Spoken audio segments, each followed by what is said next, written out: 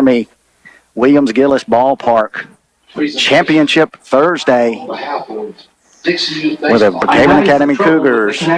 Please try again in a moment. Got a little feedback coming across the PA system. Brookhaven Academy Cougars will be taking on the Tri-County Rebels. So Cougars come into this ball game with a 1-0 lead in the best-of-3 series. Beck Warren along with Coach Jamie Palmer. And, Coach, we saw quite a ball game on Tuesday afternoon.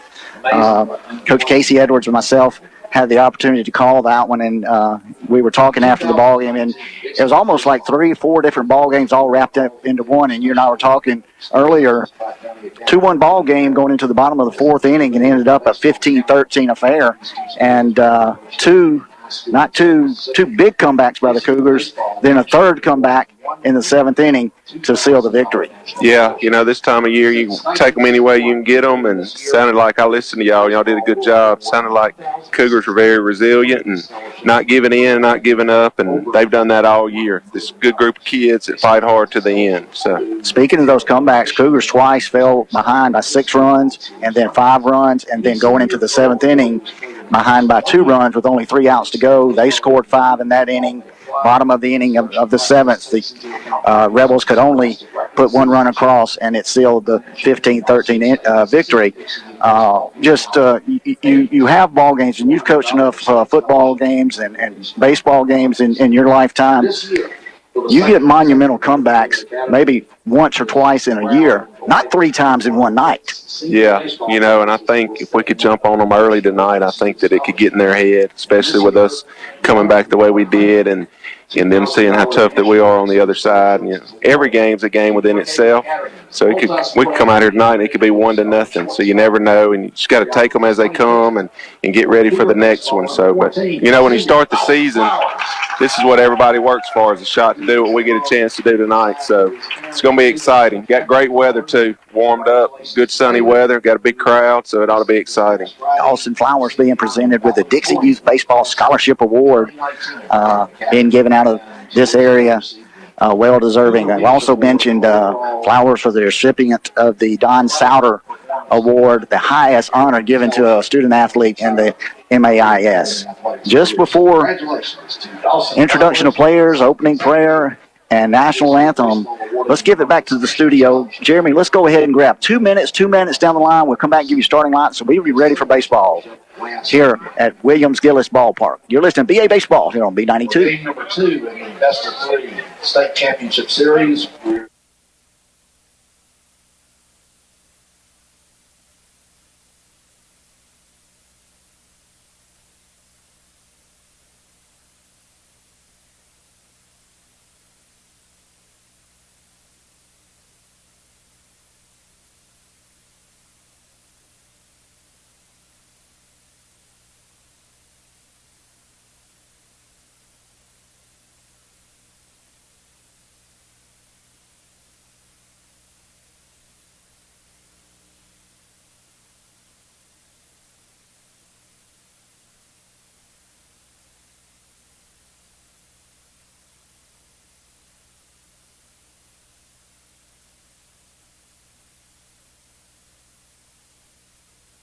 Here's how some dealers deal with credit applications.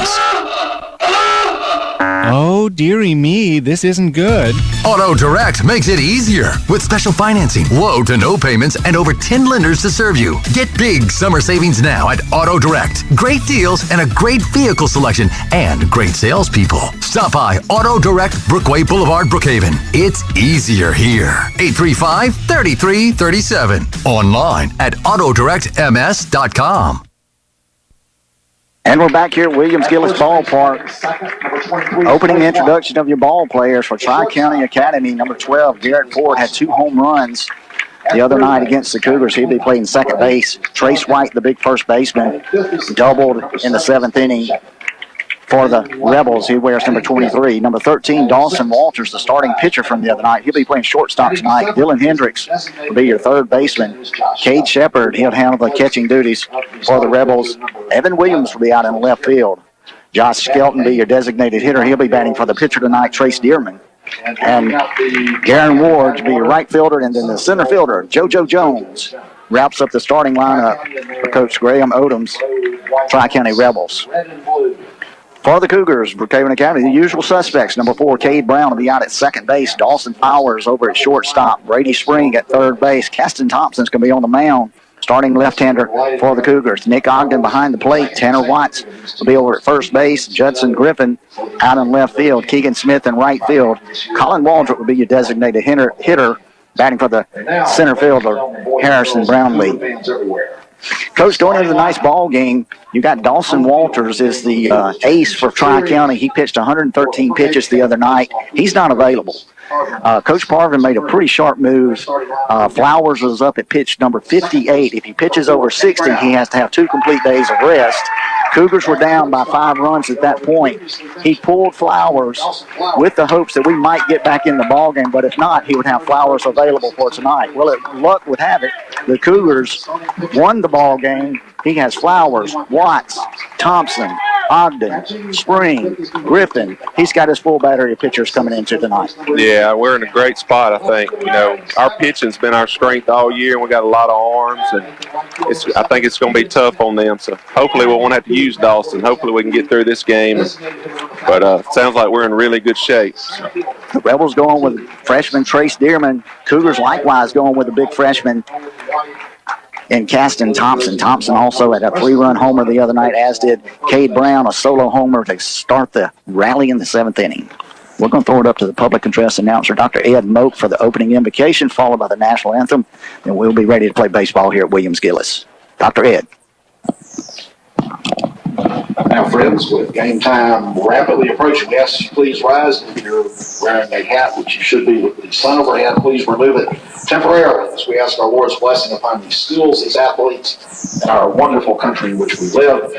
Following which, we ask you to help us honor America with the performance of our national anthem. Now, friends, let us join in prayer. Dear Lord, what a wonderful and glorious day in which you've blessed us once again. What a privilege it is to live in this place and time in communities such as Flora and Brookhaven. The inordinate gifts and blessings that we have to live in these small towns, these incubators for Christian service. What a wonderful blessing that is. Dear Lord, protect these athletes this evening as they compete. Let them play feeling your joy, feeling your power, feeling all the gifts of self-discipline and skill and perseverance and preparation with which you have prepared them and empowered them to reach this point in their lives. And by their example, may we also see your work in action. We are eternally grateful for the presence of salvation through your Son and our Savior, Jesus Christ, through the gift of the cross and of the open tomb and of your resurrection. The bridge that transforms our human despair into a spiritual and heavenly destiny. Protect us, dear Lord, as we return home this evening, particularly our friends from Madison and Hines and Yazoo counties that send their children to Tri-County Academy, driving a longer distance. And bless these families, especially these athletes, for the role that they have played preparing them for this moment. And may this moment be something that will be memorable long after the score of this game is forgotten, for how they played and the way that they served you and the way that they reflected your will and purpose. We pray these things, dear Lord, in the name of the Father, the Son, and the Holy Spirit. Amen.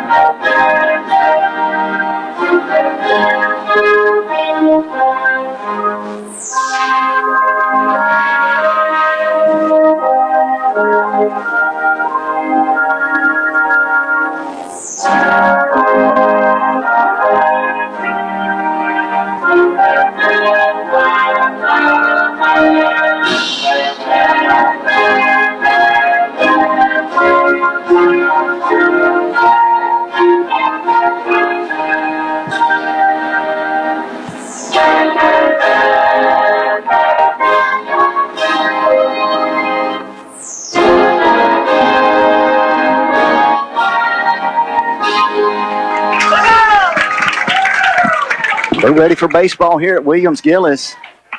Opening invocation by the voice of the Cougars, Dr. Ed Moak.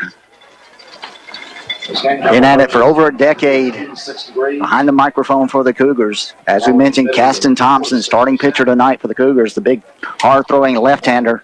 Nick Ogden behind the plate. Brady Spring will be down at third base. Dawson Flowers over at shortstop. Cade Brown will hold down the second base slot. And Tanner Watts will be over at first base. In left field, Judson Griffin. Harrison Brownlee out in center. Keegan Smith in right field. Coach, I don't, just a fantastic opportunity here for the Cougars.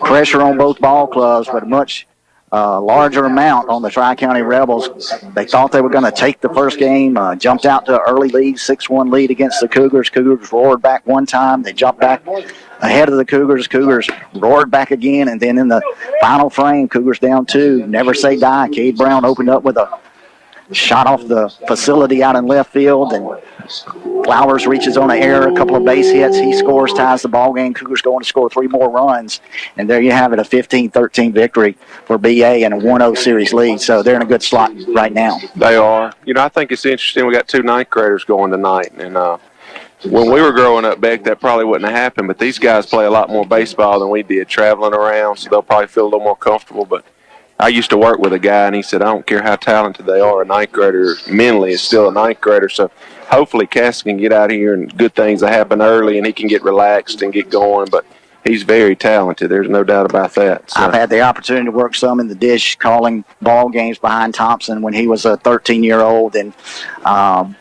one inning, 12 out of the 14 pitches were strikes, had a couple fouled off, but, nothing but a machine. If he gets going and hits a groove, he can do some work out there. A lot of movement on his fastball, got some good breaking stuff. And, of course, the old adage, if you're coming from the left side, you already got to step up on the batter. No doubt about it. Throwing that wrong hand makes a big difference. So hopefully we'll just get out here and relax and play baseball just like we have all those other games. So. Absolutely. We're set for baseball here at Williams-Gillis. If you're riding around in and about Lincoln County and Brookhaven, get on out here to the ballparks. Sure to be a good one. If you got friends listening outside of the area, tell them to go to YouTube and tune in via YouTube, the search engine.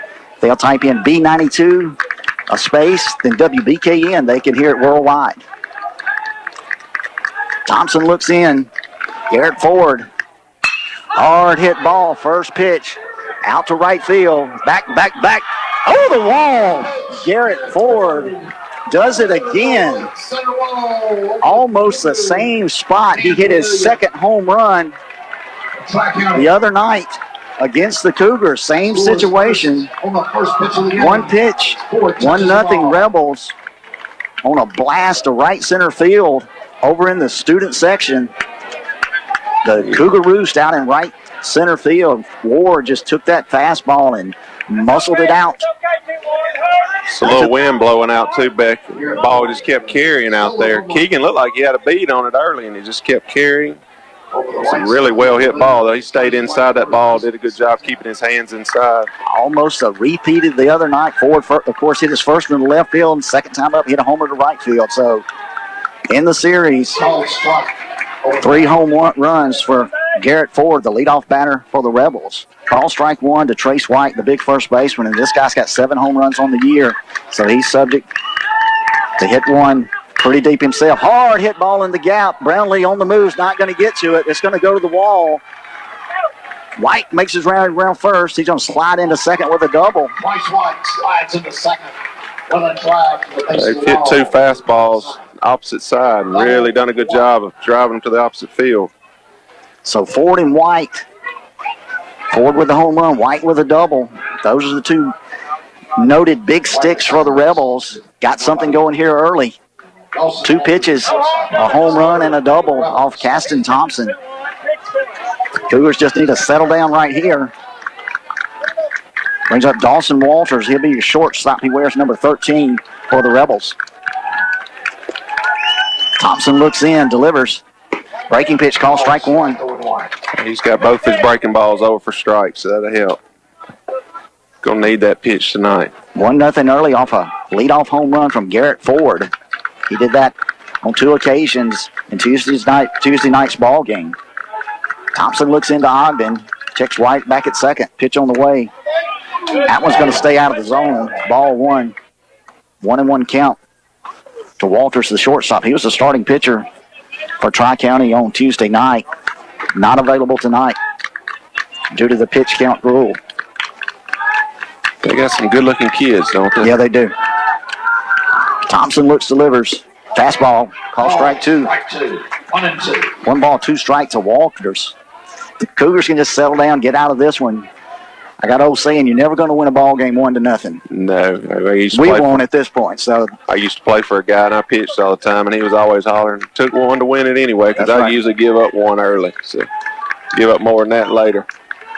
Thompson looks in to Walters. Pitch on the way. Foul down over in the Tri-County dugout. Scatters the red-clad Rebels. On the Rebel dugout. Cougars in their blue jerseys, Number 7 should be white numerals, count remains and white trousers. Rebels in the red jerseys, blue numerals, white trim, and white trousers. 1 ball, 2 strikes to Walters, the Rebel shortstop. Trace White out at second base after the double in the right center field gap. Pitch on the way from Thompson. Breaking pitch, foul down in the dirt. Foul back to the screen, still 1-2. 1 ball, 2 strikes, no outs here in the top half of the first inning. Cougars trail early, 1-0. A Garrett Ford home run to right center field. And as I mentioned, it's the way the script started on Tuesday night with a Ford home run. Looks like we got Dawson holding at second because they've been hitting everything backside. So we're throwing a lot of breaking balls away also. Thompson looks, delivers. Fouled back over the screen. Good at bat here by Walters. Really good. He's fouled off 2 breaking balls that were good pitches, and he's fouled off a fastball that was up a little bit. Good crowd starting to move in here at Williams-Gillis. As the sun moves down, still a lot of sunshine on your first baseman, second baseman, right fielder, center fielder. Got a shadow between the pitcher's mound and home plate. May cause a little trouble for the pitchers, but no issues for the first 2 batters for the Rebels. Pitch from Thompson. Breaking pitch, hard hit ball. It's going to be another base hit out to Griffin in left field. Griffin looks, throws home, hits the cutoff man. Good job out there by Griffin holding White there at third base. 3 base hits in a row, a homer, a double, and a single. Third hit for the Rebels. White moves over to third base. It's going to bring up the third baseman, Dylan Hendricks. It's a good job getting that ball in. Good job by their coach not making the first out at home there. Yeah, Griffin did a good job.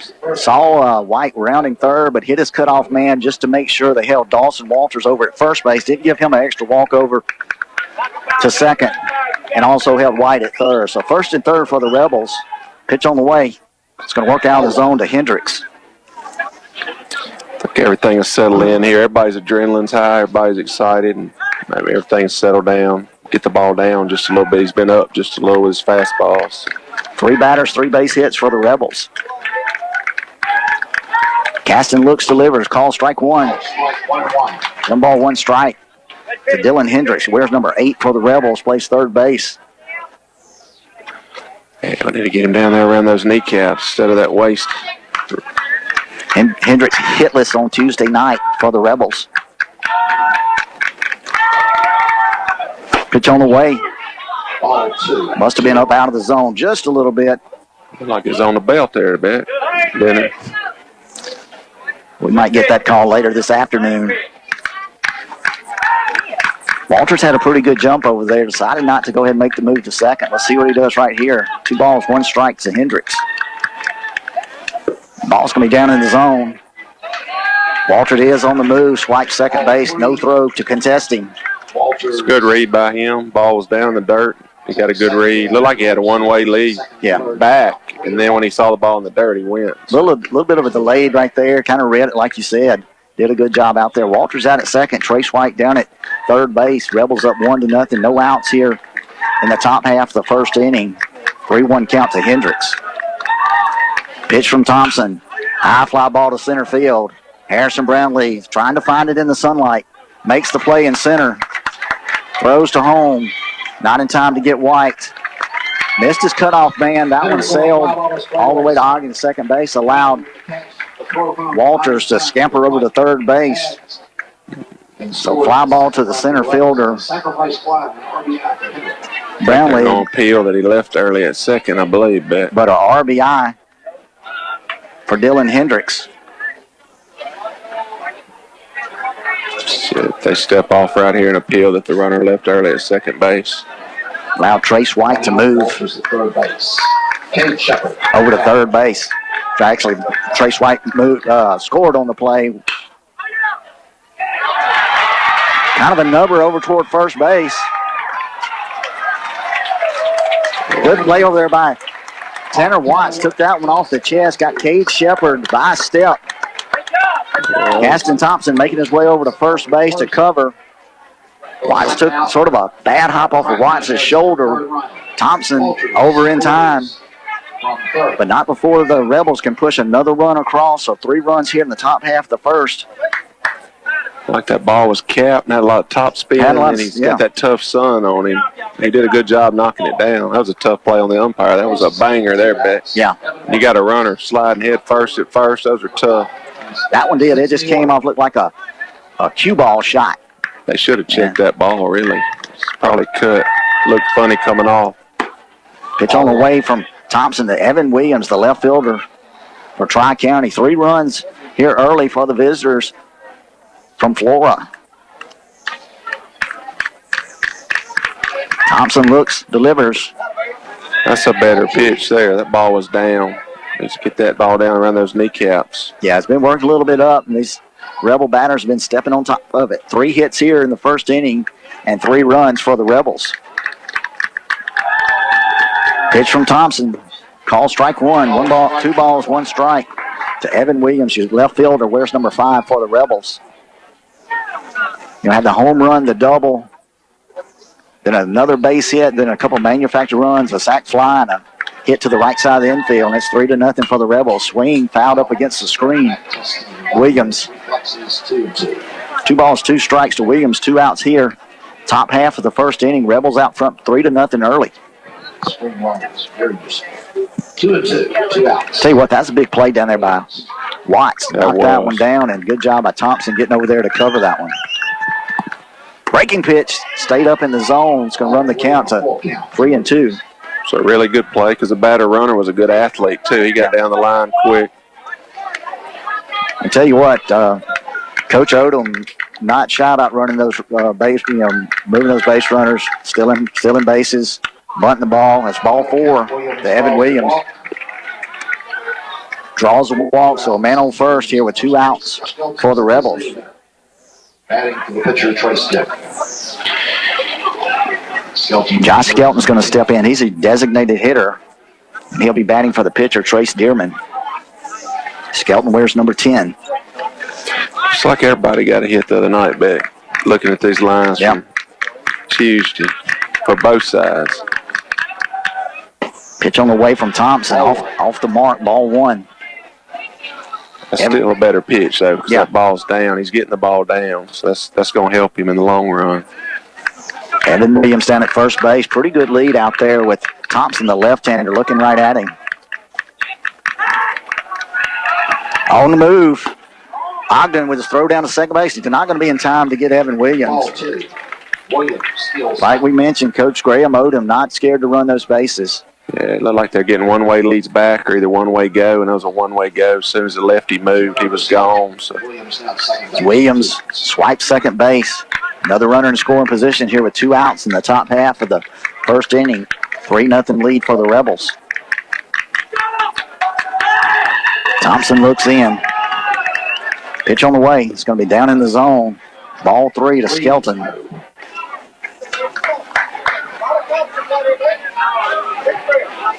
I think we just get him to the dugout here, relax a little bit, get him a shot of water, and realize it's just another game. But right now, tensions are a little bit high. Yeah, 7th batter of the inning for the Rebels. Wind blowing pretty much straight away. The flags swirling kind of in a northeast direction, but straight away in center field. Thompson steps off. He's going to reset it. 3-0 count to Josh Skelton, your designated hitter for the Rebels. Thompson looks, delivers, call strike one. Called strike 3-1.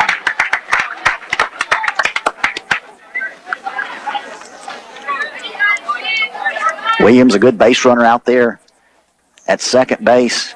Walk, stole second. Got to expect him to be running on any base hit. Probably try to score him right here.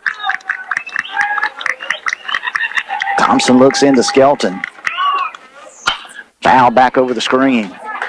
3-2 count. Kind of reverse of the first couple of batters. One pitch, one hit, two pitches, two hits. Now we've gone 3-2 the last two batters, so evening out, but we are looking at the seventh plate appearance for the Rebels here in the first inning. They've had good at-bats. Yeah. You can tell they're well coached. They only pulled one ball off this lefty, so they've been hitting the ball the other way. 3-2 pitch coming from Thompson. Call strike 3. Good pitch there. Ball's down. Really good pitch. Good job there by Thompson to get out of that jam, but not before. The Rebels did some damage here in the top half of the first inning. They scored 3 runs on 3 hits. There were no Cougar errors, and 1 runner was left on base. So at the end of 1/2 inning of play here at Williams-Gillis, Tri-County 3, Cougars coming to bat. Let's give it back to our studio for 1 minute. 1 minute down the line for our sponsors. You're listening to BA Baseball here on B92. Experiencing shoulder, elbow, hip, or knee pain? Come see the experts, Dr. Larry Field and Dr. Austin Barrett at Mississippi Sports Medicine, located locally at the Brookhaven Medical Arts Building. Our specialized surgeons have over 50 years combined orthopedic experience specific to the shoulder, elbow, hip, and knee. Why see a general orthopedic when you could see the experts? Mississippi Sports Medicine, where we specialize for you. Request the Brookhaven location when scheduling your appointment at MississippiSportsMedicine.com or call 601-354-4488. Hey, this is Will Thibodeau, General Sales Manager at Sullivan Ford Lincoln. This month, Sullivan Ford is saying a special thank you to all of our military men and women, as well as our first responders, healthcare workers, firemen, and police officers, by offering extra savings if you come in and let us know you're one of these wonderful people. Without all of you, we couldn't provide the great service that all of our customers have come to know and love each and every day. Come by and see one of our friendly staff or check out our Facebook page. Sullivan Ford Lincoln. We're better, we're proving it, and we want you to be the judge. Exit 40, Brookhaven.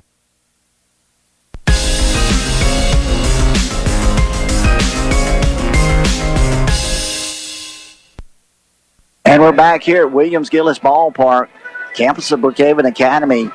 Good start, first inning for the Rebels of Tri-County Academy. They played it 3 runs on 3 hits, no Cougar errors. Tri-County did leave one runner on base.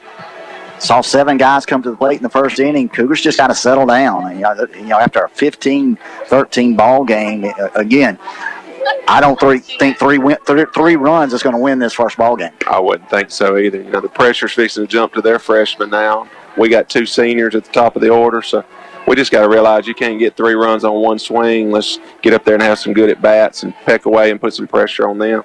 We're still in a good spot because that game Tuesday night's huge. Yeah. You know, because if we hadn't won it, then you'd be scrambling. You'd have to be more aggressive on making moves, but we're still in good shape right now. So, as I mentioned, the freshman Trace Dearman wears number 11, steps on the hill for the Rebels of Tri-County Academy. Cade Shepard, the guy behind the plate, Dylan Hendricks over at third, Dawson Walter, shortstop, Garrett Ford, your second baseman, and Trace White over at first base. Williams, Jones, and Ward, your outfielders from left to right for the Rebels. First pitch to Cade Brown. Hard hit ball in the gap. JoJo Jones making chase, makes a diving stab out in right center field. 1 pitch, line drive from Brown, chased down by Jones.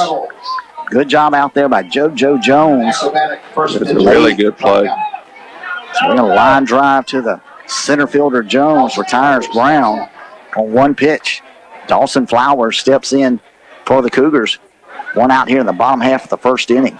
Cade barreled that ball up, though. It was well hit.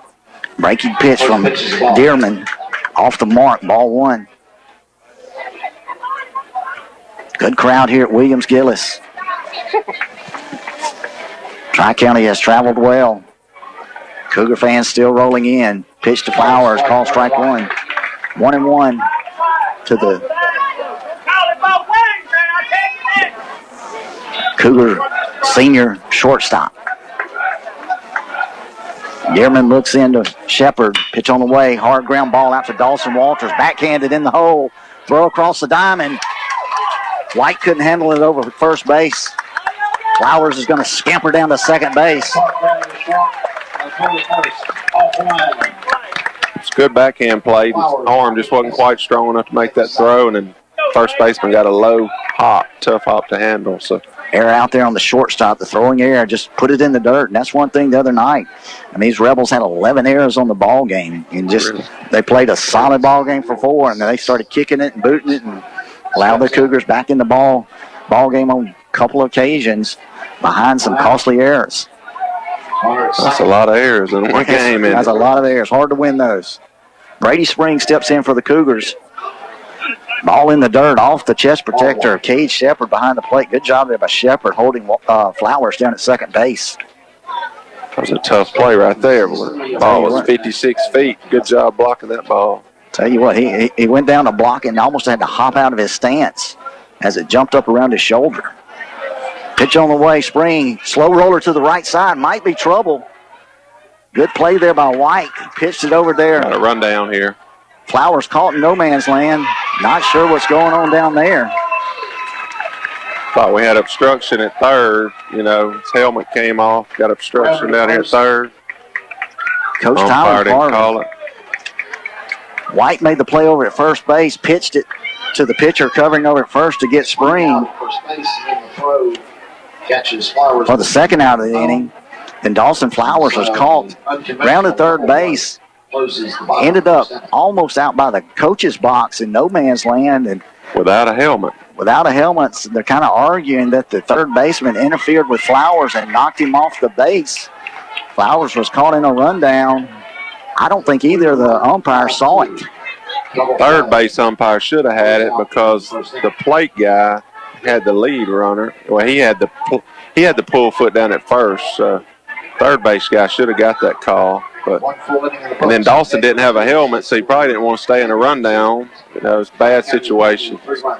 Nonetheless, odd play right there. Kind of a unconventional double play. Force out at first, and they got Flowers in a rundown after a collision over at third base where Flowers was knocked off the bag, and they caught him out in no man's land. So nothing doing for the Cougars. No runs, no hits, no errors, no runners left on base. Let's throw it back to the studio for 1 minute. 1 minute down the line for our sponsors. You're listening to BA Baseball. You're on B92. Thompson back to the mound. And for Tri-County, 8-9 and 1 hitters coming up. Aaron Ward and White Gilbert. JoJo Jones, the center fielder, back at the top of the order with Aaron Ward. This afternoon shadow was across about half of the infield and the left half of left field. Of course, the shadows will proceed eastward as the evening progresses. The wind is freshening to 10 to 12 miles per hour from the southeast, from the right field to left field foul.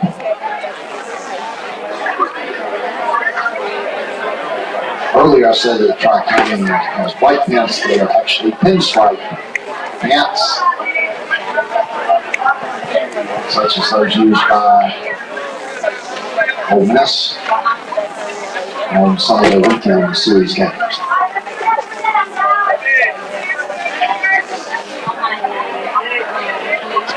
And we're back here at Williams-Gillis Ballpark, campus of Brookhaven Academy. Top half the second inning. Aaron Ward, the right fielder, steps in. Wears number 9 for the Rebels. 3 runs in the top half of the first for the Rebels, so they take a 3-0 lead over the Cougars here into the second. Pitch on the way from Thompson. Lays a bunt down the third base side. Fielded by Spring. Throw across the diamond. Not in time. Ball got past Watts at first base. Throwing error by the Cougars. Pretty good bunt down there. Spring had to make a running charge at it. Throw across his body. Small collision down at first base. Throw was offline, allowing Ward to reach. Great bunts, tough play.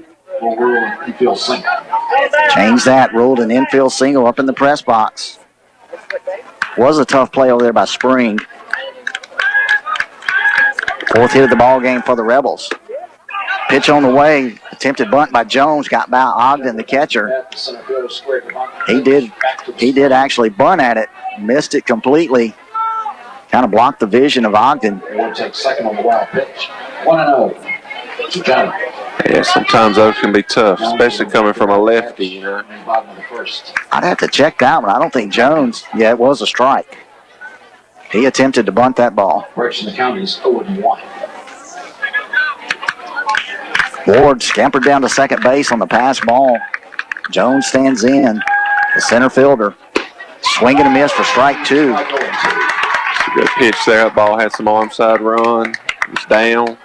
That's what he needs to do right there. It's be a big strikeout right here if he could get it. No balls, 2 strikes. JoJo Jones, your center fielder, made a big play for the Rebels in the bottom half of the first inning. Garen Ward down at second base after reaching on an infield bunt single. Swing and a miss, strike 3. That's a good pitch there, Beck. Good spot there for Thompson. Ward at second base with 1 out. Garrett Ford steps in, homered on the first pitch of the ball game last time up. A shot out to right center field over the student section out there. Kind of what we saw the other night in Flora. First pitch to Ford on Tuesday night, homered over the left center field fence, and second time up, he homered over the right center field fence. So Cougars certainly have to be wary of that. You know, some of these teams that you see umpiring and watching games, they'll have 5 or 6 good players, but there's 18 good-looking players on the field tonight, which you should get in a state championship game. So. Kind of what you expect. You know, I was talking to Coach Edwards the other night. We saw a good game, a bad game, and an ugly game, all in one. Saw some really quality baseball, and then things turned upside down for both of them, and then a lot of heart on both ball clubs, though. Pitch on the way to Ford in the dirt from Thompson, breaking pitch. Did you get to work on time Wednesday, Beck? I did. Got home just shy of midnight. Had plans of getting in, catching the end of the Golden State Warrior game, and missed that. 1 ball, no strikes to Ford. Thompson looks, checks out at second base. He'll deliver. It's going to be in the dirt. Ball 2. Garrett Ford, the second baseman for the Rebels. Yeah, we got first base open right here, so we can pitch fine. If we do walk him, be nothing hurt. Give us a force situation for the next guy. Big Trace White stands in on deck. Thompson looks in. Ford stands in. Pitch on the way. Call strike 1. Pitch. He's gotten the ball down this inning. Looks a lot better. Just relax a little bit. Definitely the first 2 batters, Ford and White, up around the belt, and those guys just smashed them. Ford with a homer, White with a double. 2 balls, 1 strike, 1 out here in the top half of the second inning. Garen Ward out at second base after a bunt down the third base line. Cougars couldn't make the play. Beat it out for the single. 2-1 count, Ford. Pitch on the way. Breaking pitch, swing and a miss. 2 balls. The ball had some depth to it. Yeah. Good pitch. 2 balls, 2 strikes to Garrett Ford. 4 hits on the game for the Rebels. We're tied of the Cougars 1-2-3 in the bottom half of the first. 2-2 count to Ford. Thompson looks into Ogden. Got a signal. Pitch on the way. On the move out there. So on the second, third base. He's seeing it third base. Wow. Garen Ward swipes third base. On the 2-2 count. Coach Graham Molden probably guessing right there, thinking curveball, and that's what he got. Gave Ward a good base runner opportunity to move over to third. Bang, bang play down at third base. He got under the tag. Full count with 1 out. So full count to Ford. And Ward down at third base for the Rebels. 1 out here in the top half of the second inning. Thompson looks in. Delivers to the plate. Lazy fly ball. It's going to get back over the screen.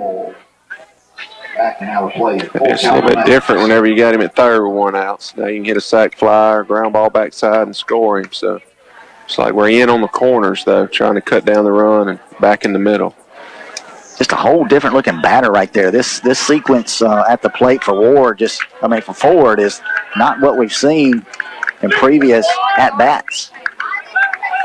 So Thompson may be showing him just a little bit something different. It's got him off balance. 3-2 count to Ford. Swing and a miss. No, foul tip. Thought we got him right there. Off the mid of Ogden. Bounced out across home plate, but we did get a foul tip immediately called by the man in charge behind the plate. Yeah, those are tough, especially whenever they're down that low. It's hard to stick those. 3-2 breaking pitch right there from Thompson. Thompson looks in.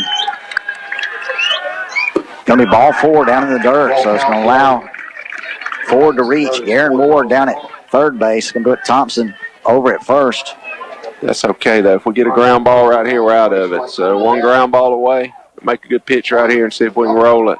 Big Trace White steps in. Stands in about 6'3", 235-pounder. First baseman for the Rebels. Doubled last time up.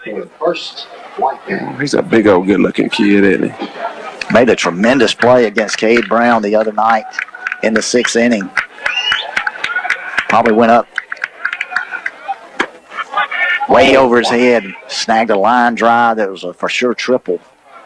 Took it away from Brown, RBI triple, and third out of the inning. 1 ball, no strike to White. Ward down at third. Garrett Ford over at first base. Foul back over the screen. Don't really expect, maybe going to try to protect White here at the plate. 2 pitches, Ford's hanging tight over at first base. Yeah, 1 out. Thompson didn't lift there. He gave him slide steps. That was a little bit different look for him, too. Which this is his first time on base because he hit a home run. But yeah. Changed the look up for him. Hard ground ball to Brady Spring. Cross to Brown. Gets Ford out at second base. Nonetheless, Garen Ward scores on the ground ball, fielder's choice. Spring to Brown, gets the lead runner. 5-4 for the second out of the inning. Fielder's choice for White. Will be down there at first base. 4th run of the ball game for the Rebels. 2 outs. White at first base. It's a legal play. In high school you got to be below the knees. In college you got to be below the waist. So there was nothing illegal about that play. Good hard slide by them. Yeah, Ford went in pretty hard at second base.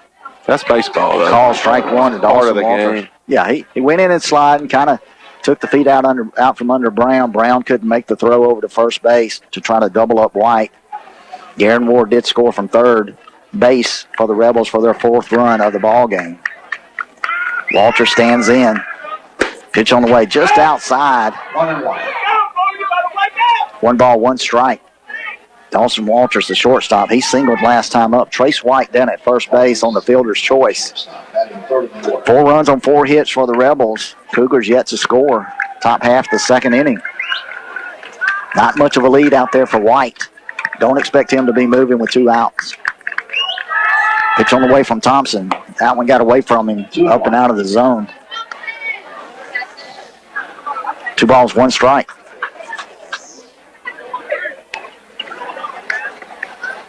Fifth batter of the inning for the Rebels. 2 outs here in the top half of the 2nd inning. Thompson looks, delivers.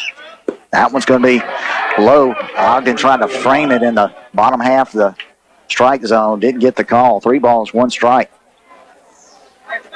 Yeah, maybe we can get back in here now and get back in there and pound that zone. White down at first. Walter stands in. Pitch from Thompson. Called strike 2. It's a good pitch right there. Runner's going to be in motion here on the lift, so may get a pick or got to throw the ball across if he puts the ball in play. So he's going to be in motion. Full count, 2 outs. 3-2 count. Watts is going to move behind White over at first base. He'll get an extra step. Pitch on the way. Come back right back to Flowers. Flowers Throws across the diamond in time to get Dawson Walters over at first base. 6-3 if you're scoring at home for the third out of the inning for the Cougars, but not before the Rebels could put another run on the board. So in the top half of the second inning, 1 run on 1 hit. There were no Cougar errors, and 1 runner was left on base at the end of 1.5 innings of play. Tri-County 4, Brookhaven Academy 0. Let's give it back to our studio for 1 minute. 1 minute down the line, you're listening to BA Baseball here on B92.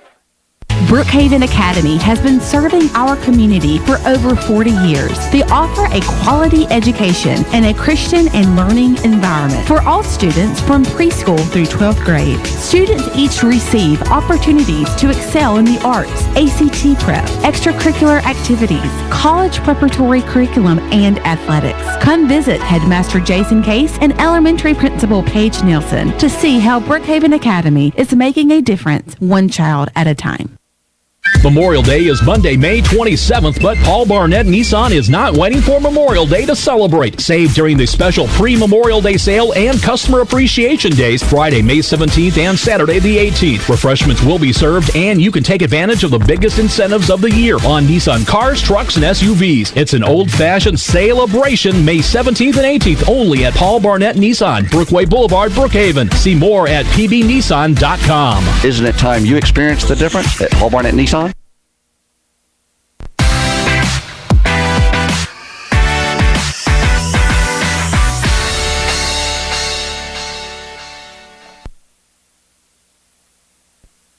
And we're back here at Williams-Gillis Ballpark here on the campus of Brookhaven Academy. The Rebels of Tri-County, after 2 at-bats, have jumped out in front of the Cougars by a score of 4-0. Cougars coming to bat here in the bottom half of the second inning. Caston Thompson, Nick Ogden, Tanner Watts, 4, 5, 6 hitters for the Cougars. I guarantee you one thing you won't see from the Cougar Ball Club is panic. I mean, they were definitely in this position multiple occasions on Tuesday night.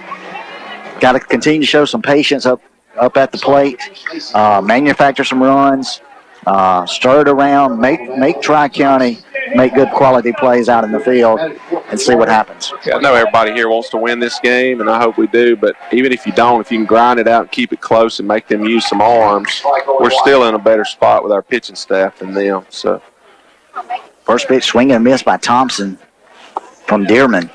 Dearman looks into Shepard, got the signal. Pitch on the way to Thompson. Another swing and a miss.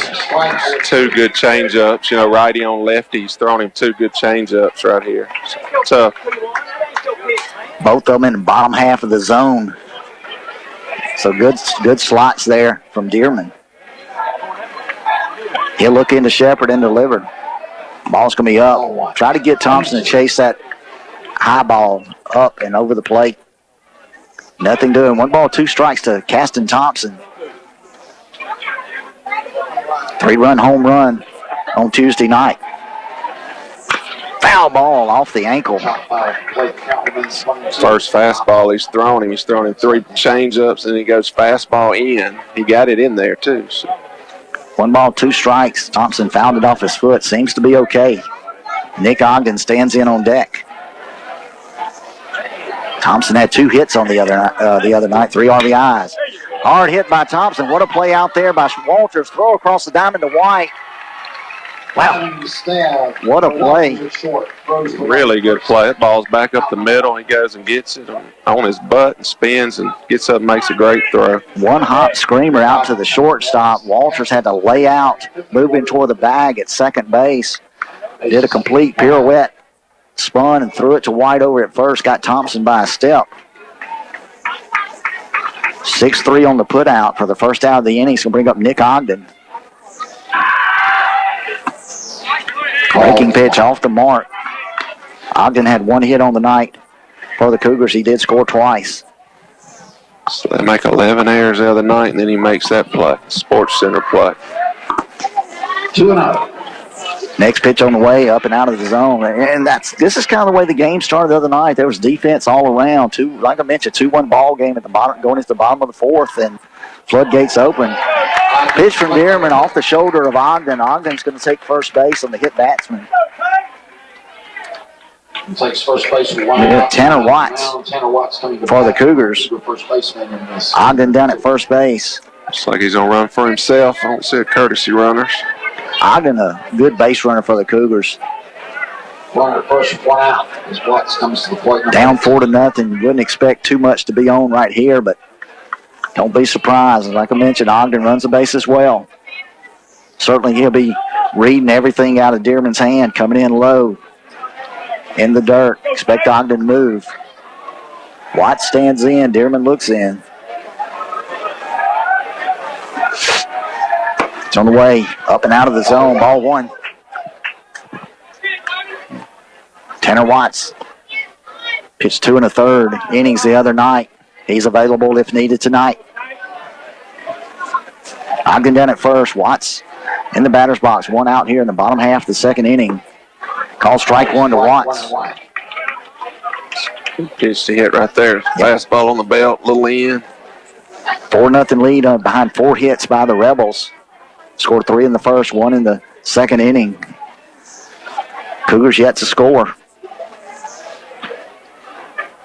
Dearman looks.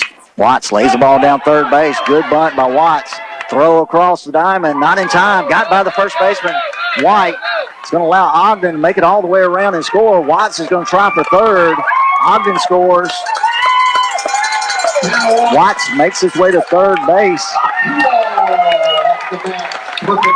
Great bunt. First baseman probably should have come off and just caught the ball instead of trying to hold the bag there. Yeah. Almost got to give Watts a single on that one. The coach is asking about a question down there on the tarp with a ground rule. I couldn't see it from our vantage point. From our angle, yeah. We really can't see down to that right field line, and that's where the tarp lays. And they did give Watts a single on that one. I'd have to agree with that. Great bunt, almost like the bunt we saw from the Rebels in the top half of the second inning. Judson Griffin steps in for the Cougars. Had a big 3 RBI double on Tuesday night. Griffin hit by the pitch. I tell you what, that one came right at Griffin. Sure did. Got up around his face, and I think he was able to shield it off with his left hand. That one got away from Dearman. The second hit batsman in the bottom of the second. And Keegan Smith. Just what happens in baseball. You make a play like Walters made on the put out of Thompson, and then things just started unraveling. That's kind of the way the ball game we saw the other night. Yeah, we got first and third here. They're in on the corners, back in the middle. Hopefully we can hit a ground ball that can get through, or maybe hit a fly ball and score this run. Keegan Smith runs well. Be hard to turn 2 on him. Griffin at first, Watts down at third. Up out of the zone from Dearman. He looks a lot different out of the stretch. It's the first time we've got him out of the stretch, getting the ball up out of the stretch. So Cougars trying to cut this lead in half. Watts 90 feet away. Pitch from Dearman. Called strike one. That's still up in the zone. That's a good hitter's pitch right there. Bell tie right down the middle. Smith taking all the way on that one. Nobody took those pitches when I threw them back. They hit them out there in the trees. They didn't give you the luxury. Pitch up, out of the breaking pitch, out of the zone. Cade Shepard had to move all the way in the left-hander's batter's box to keep that one off the screen. Watts runs well at third, so anything behind Shepard, expect Watts to be coming. 2 balls, 1 strike. Keegan Smith, Griffin at first, Watts down at third for the Cougars. Pitch on the way. It's going to be down in the zone. 3-1 to Smith. Colin Waldrop stands in for the Cougars on deck. Smith had a base hit the other night for the Cougars and an RBI. It's amazing how when pitchers get in the stretch, they look totally different. Yeah. Oh, Smith chased a high fastball right there. Ball 4. Took a hack at it, fouled it off the screen. 3 balls, 2 strikes. A lot of times I think if kids aren't coached well, they'll get out here and throw a lot of pitches out of the windup in practice. You're going to throw your money pitches out of the stretch. So That's when the pressure's on. Yeah. Smith chased one right there. Let's see if he gets away with it. Ball 4 out of the zone. Took a hack at it. Ran it to 3-2. Hard hit ball to second baseman. Smith's going to have to hurry. Stay away from the double play. They turn it in the infield. Garrett Ford to Dawson Walters over to Trace White. 4-6-3 double play. Rally killer for the Cougars. So for the Cougars in the bottom half of the second inning, they had 1 run on 1 hit, 1 error by the Rebels. No runners were left on base. So the end of 2 complete. Tri-County 4, Brookhaven Academy 1. Let's give it to the studio for 1 minute. 1 minute for our sponsors. You're listening to BA Baseball. You're on B92. Being good at life means treating your business like your family, cooking how to come to mind. That everyone's on the right path toward carries a complete selection of hunting and fishing supplies. And for that cookout, they feature a huge selection of barbecue grills, coolers, and of course all kinds of home appliances. Find it all at Perkins Hayes Hardware, Highway 51 North in Lincoln Plaza, Brookhaven, the home of the helpful hardware folks.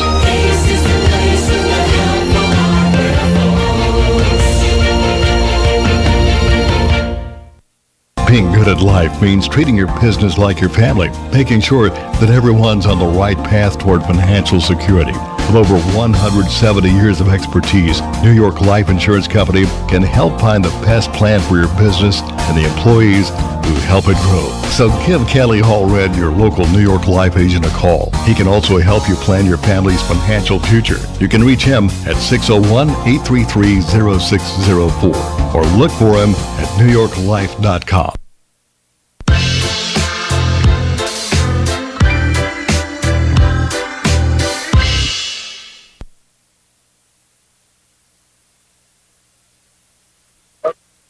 Welcome back to the ballpark.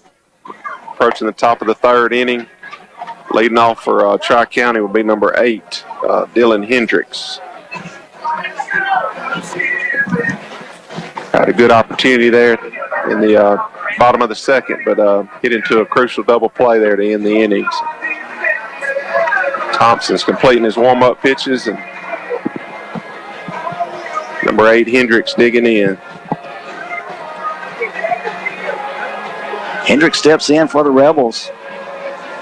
I'll tell you what, that was a good defensive play out there by the Rebels, Jamie. That double play, 4-6-3, forward to Walters, over to Trace White, especially with the runner on 3rd base to prevent that run from coming across. Tailor-made double play.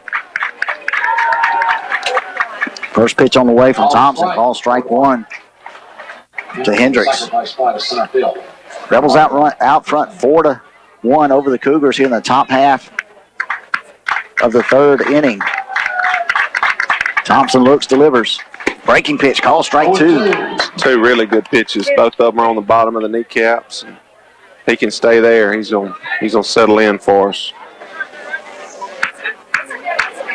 Thompson looks into Hendricks. Pitch on the way. Ground ball out to Flowers at shortstop. Throw across the diamond. In time. 6-3 if you're scoring at home. Flowers to Watts at first base for the first out of the inning and retiring Hendricks. Cade Shepard's going to step in for the Rebels. Ground out to the first baseman his first time up. But did pick up an RBI. Tell the difference. When you pitch down, you start getting those ground balls instead of those line drive fly balls. Yep. Shepard with no hits on Tuesday night, but did pick up a pair of walks and scored 1 time. First pitch down in the dirt, ball 1. To the Rebel catcher. Pitch from Thompson. Ball 2. Same pitch. He just called a strike to the batter before. Looked like from here. Like a good spot there by Thompson. Didn't get the call. 2 balls, no strikes to Shepard. Thompson looks and delivers. Hard hit ball. That one's going to get through for a base hit out to center fielder Brownlee. Up on it, gets it back into Brown. So a single from Shepard. And the 5th hit. 5th hit of the ball game for the Rebels. you throw a 1-0 pitch on the bottom of the knees, you don't get it, and then you got to elevate it a little bit, and that makes a big difference. So. Evan Williams comes to bat. You umpire a lot, Beck. I've always thought if a lefty's throwing the ball from the first base side of the rubber and it caught just a little bit inside, that ball crosses the plate to get to that spot. A lot of people will call that ball inside, but just physics right there, where it comes from. I think it is. Pitch on the way from Thompson. Hard hit ball out to left field. Judson Griffin coasting back toward the fence. He'll make the play. Retiring. Evan Williams, the left fielder, reached on a walk last time up. Fly to the right fielder. Griffin. 2 outs. 2 outs here in the top half of the third inning. Cougars trailing 4-1 to the Rebels. Gonna bring up Josh Skelton, your DH. Struck out his first time up. Ball one in the dirt. Scooped out. Good job back there by Ogden. They had a one-way lead there back, and 2 outs. See if they try to get him in scoring position right here. They may have a one-way go right here. Like we mentioned, Coach Odom not shy about running the bases. Shepard creeps on the move. Swing and a miss. Ogden throw down to second base. Interference on the hitter. Should have interference on the hitter. We might have interference back here. We are going to have interference on the hitter. Good call. Yeah, he fell out over the plate there. We got interference. Good call. Yep. Called immediately out here. The batter swung at the pitch and kind of stepped across home plate as Ogden came up to make the throw.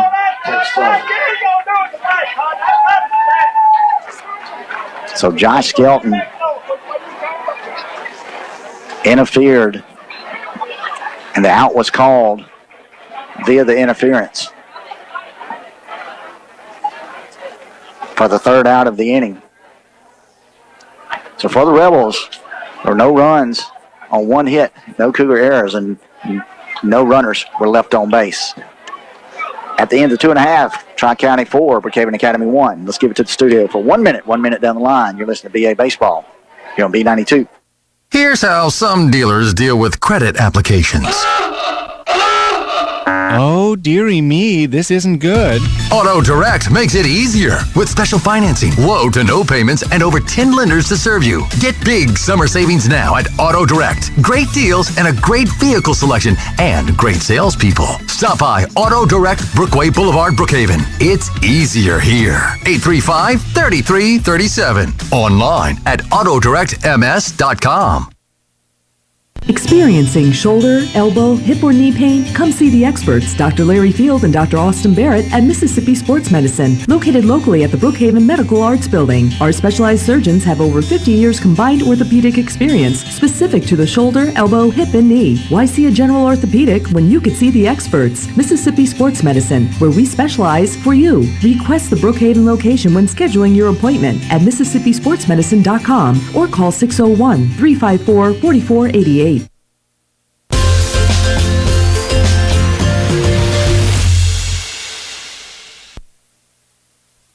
And we're back here at Williams-Gillis Ballpark just to reset things. 2 outs in the inning.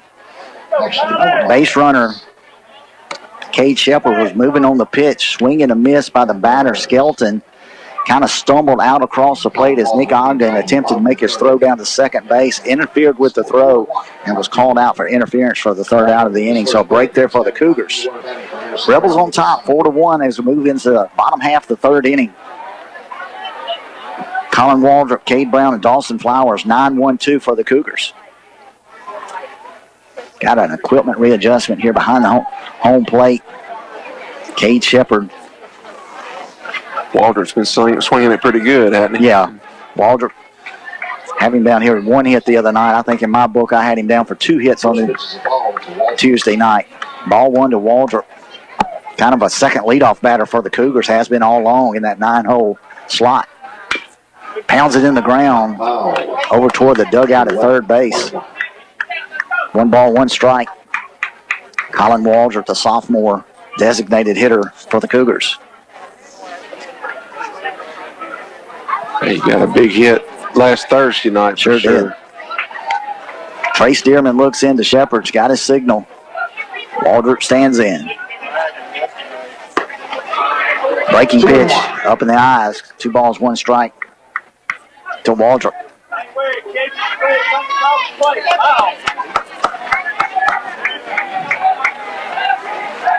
Dearman looks. Ball's going to stay inside the Waldrop. 3 balls, 1 strike. Trace Dearman, freshman pitcher for the Rebels. Hard hit ball out to shortstop. Stab backhand by Walters. Throw across the diamond, not in time to get Waldrop. It's going to be infield single. Really good play by the shortstop. Ball deep in the 6th hole. All the way back on the grass, put a solid glove on it, went down to a knee, just didn't have the arm to make the throw across. Going to be a base hit for Waldrop. Brown with his second plate appearance. The leadoff hitter for the Cougars. What kind of velocity did he have the other night pitching? He was a mid-80s guy, lowered mid-80s. He looks good out at shortstop. Pitched a solid ball game. He's a Mississippi Gulf Coast Community College signee. Going to be a roommate of Dawson Flowers, so Dawson and Dawson. I got you. Going to be a mess when the phone rings, so let me speak to Dawson. Yeah. These days, it doesn't matter. They all got cell phones. So. Well, you said to go stand in the hall at LZ Hall and wait on the phone. That was aggravating. Time limit. Yeah. 3-minute phone calls. Understand what you're talking about. Cade Brown, a hard line drive in the right center gap and a diving catch by JoJo Jones, robbing him of an extra base hit in the first. Colin Waldrop down at first base. Brown stands in. Squares to bunt. Pulls it back. Ball up and out of the zone. Ball 1. If we can keep him in the stretch. Looks like he gets underneath his breaking ball and his changeup, so it's good to get that leadoff guy on. Brown looks, lays it down. Tried to push it down the first base side to Trace White, who's staying at home. Third baseman Hendricks coming hard on the bunt. Might be one of the hardest bunts I've ever seen, Beck. He almost bunted a double down the right field line there. Shot it out there past the right fielder. You know, Brown, he's one of those, if he can get it past the pitcher, he's gonna make it safely to first base. Dearman looks into Brown. Oh, hit him off the elbow. Ow. At least 3 hits batsman, isn't it? So Brown, another hit batsman. He'll go down to first. Waldrop move down to second base. Third hit batsman for Trace Dearman. That one bites right off the elbow of Brown. Here's our big inning right here. Tell you what, that hit by pitch to Griffin was up in the eyes, and Griffin kind of just had to shield himself, try to keep from taking it up against from off the helmet or in the face. That one up high against Brown, caught him right in the elbow, shoulder high. Dawson Flowers, a stand in, reached on an error. He's caught in a rundown for the third out of the inning in the first. Runners at second, and over at first base, Brown, Waldrop. Pitch to Flowers, high fly ball. Infield fly. Batter's going to be out. Flowers just missed that one.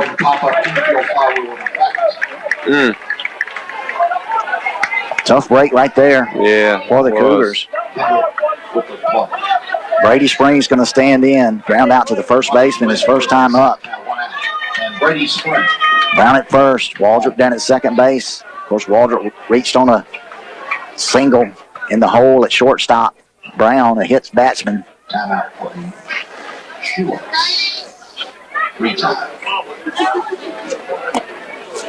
Cougars trying to scratch, break into this 4-1 lead of the Rebels. Capacity crowd here at Williams Gillis tonight. That was a person second, 1 out, spring batting, left-handed. Not a chance of rain. It heated on up today. Felt like early summer. Swing fouled over the screen by Spring. Slice to the left, 0-1. Wind is kind of settled out there, Coach. Flags laying limp on the flagpole out in center. Shadows are easing out past the infield. I know those infielders are glad. Spring digs in, ball inside. 1 ball, 1 strike, 1 out here. Top half of the third inning. Cougars trailing 4-1 to the Rebels. Rebels put 3 up in the first, 1 in the second. All 5 hits. Cougars have 2 hits on the evening. 2 errors on the Rebels already. Ball's going to stay down. Just throwing a ton of changeup to our lefties. Kind of the same approach he took with Thompson. Yeah. Dillman, the freshman, looks in to Shepard. So now back. It's a good pitch, changeup, down in the zone. Spring out on his front foot on that one. So I'm kind of tell himself to stay back on it. 2 balls, 2 strikes. Brady Spring, Cougar third baseman, 1 out here in the top half of the third. Dearman looks, delivers. Ground ball down the right side. It's going to stay foul. White over just outside the playing field. He needs to stay back and let that ball get deep. He's around that ball. He's barring his arms just a little bit. If he let it travel and get a little deeper, try to attack that opposite field gap. It's hard to do, though. It's easy to sit here and say it. Dearman looks in. Pitch on the way. Fouled over the left side. It's going to go up in the trees. It's a fastball up, so it's a good job fouling that pitch off. Tough when you're seeing change-ups in, then he goes fastball up and away on you. Tell you what, Dearman's shown the whole bag of tricks already. Breaking pitches, straight changes, a lot of different slots, whole different delivery out of the stretch. Ball's going to be up out of the zone. Ball 3 to Spring. Another changeup, but he got under that ball. 3-2 count to Brady Spring. 1 out here in the top half of the third inning. Cougars trailing 4-1 to the Rebels. Brown at first. Waldrop down at second base for BA. Dearman looks, delivers. Hard hit ball in the gap by Spring. That one's going to go for extra bases. Waldrop's going to score. Here comes Brown being waved home. Brown comes. Spring with a stand-up 2 RBI double. Puts the Cougars back in business here in the top half of the third inning. It's when you're best, when you're using the middle of the field, big part of the field, staying back, hitting the ball in the opposite gaps, not trying to pull everything. It's a good at bat right there by Brady. Fouled a lot of pitches off with 2 strikes. Stayed back on that changeup. Just drove it in the left center field gap. 4-3 ball game here at Williams-Gillis. Bottom half of the third inning. 1 out. Brady Spring down at second base. Caston Thompson stands in. Had a hard hit ball out to shortstop his last time up. Good play out there by Dawson Walters to get Thompson. Pitch on the way. He's going to slide out of the zone. Fastball.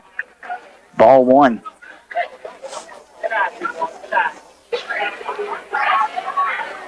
Third hit of the ball game for the Cougars. Dearman looks into Shepard. Checks at second base. Call strike 1 to Thompson. Thompson almost took that one off the right thigh. That ball split the line on the batter's box. Inside part of it. Dearman looks in. Thompson stands in. Hard ball out to Shepard. It's going to make the play. No, it was cut off. Got Thompson over at first base. I thought it was cut off the third baseman, Hendricks. Walters made the play out there, threw across the diamond. Got Thompson just in time. Was able to hold Spring out there at second base. So yet another good play out there by Dawson Walters. As advertised. We need a 2-out base hit right here. Mississippi Gulf Coast Community College signee. Big play out there at shortstop to get Thompson. Nick Ogden stands in. He's hit by a pitch his first time up. Breaking pitch called strike 1. Coach, I thought third baseman Hendricks was going to cut that one off, and he actually made a stab at it, missed it. Walters was behind. He made a strong throw to White over at first to get Thompson. Catcher and the umpire were blocking my angle. I couldn't even see. I just saw the ball fly out of there. I couldn't see who had it. So I used to play for a guy back. He'd always say this: anybody can get a base hit with 1 out or no outs. We got to get one with 2 outs right here. So we need a big 2-out base hit right here. Brady Spring out at second base. Ogden with a 1-1 count. Ball's going to stay down in the zone. 2 balls, 1 strike. Cougars put 2 runs on the board here in the third to cut into that Rebel lead. 4-3 ball game. 3 base hits for the Cougars. A pair of those. 1 hit this inning. Check that. Ball 3 to Ogden. 3-1. Tanner Watts stands in on deck. Watts has got a big wrap outside of his trousers on his left leg. Maybe something we need to check on. It's like a hamstring, maybe, the way it's wrapped up. I'm sure Tina Thomas, her trainer for KDMC, pitched Ogden up and out of the zone. He'll draw the walk. So 2 outs. Ogden over at first base. Brady Spring down at second base for the Cougars. Going to draw a visit from the pitching coach from Tri-County Academy. Tell you what, we're going to throw it back to the studio. We're going to take a 30-second. We'll take a 30-second break here. Quick one for our sponsors. You're listening to BA Baseball here on B92. Hey, this is Will Thibodeau, General Sales Manager at Sullivan Ford Lincoln. This month, Sullivan Ford is saying a special thank you to all of our military men and women, as well as our first responders, healthcare workers, firemen, and police officers, by offering extra savings if you come in and let us know you're one of these wonderful people. Without all of you, we couldn't provide the great service that all of our customers have come to know and love each and every day. Come by and see one of our friendly staff or check out our Facebook page. Sullivan Ford Lincoln. We're better, we're proving it, and we want you to be the judge. Exit 40, Brookhaven.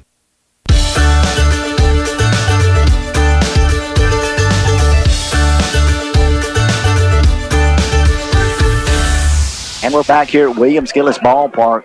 Let's reset the table for you. 2 outs here in the top half of the third inning. Cougars have scored 2 runs to cut into the Rebel lead. 4-3 ball game. Rebels still out front. Got Brady Spring after a 2 RBI double down at second base. Nick Ogden over at first base after drawing a walk. Tanner Watts stands in. As we mentioned, Watts has a heavy wrap on his left leg. Not really sure what happened. Maybe stretching for that ball in the last inning, trying to make a play over at first base. Nonetheless, he bunted that ball and went to third on it, too. So he may have heard it, running to third on that bunt. So sure looks like a hamstring by the way he's walking. Pitch on the way from Dearman, up and out of the zone. First thing that goes through your mind, Watts, obviously a pitcher that will be available tonight if needed. Don't know what that leg injury, how that would affect his ability to take the mound if we have to go to him.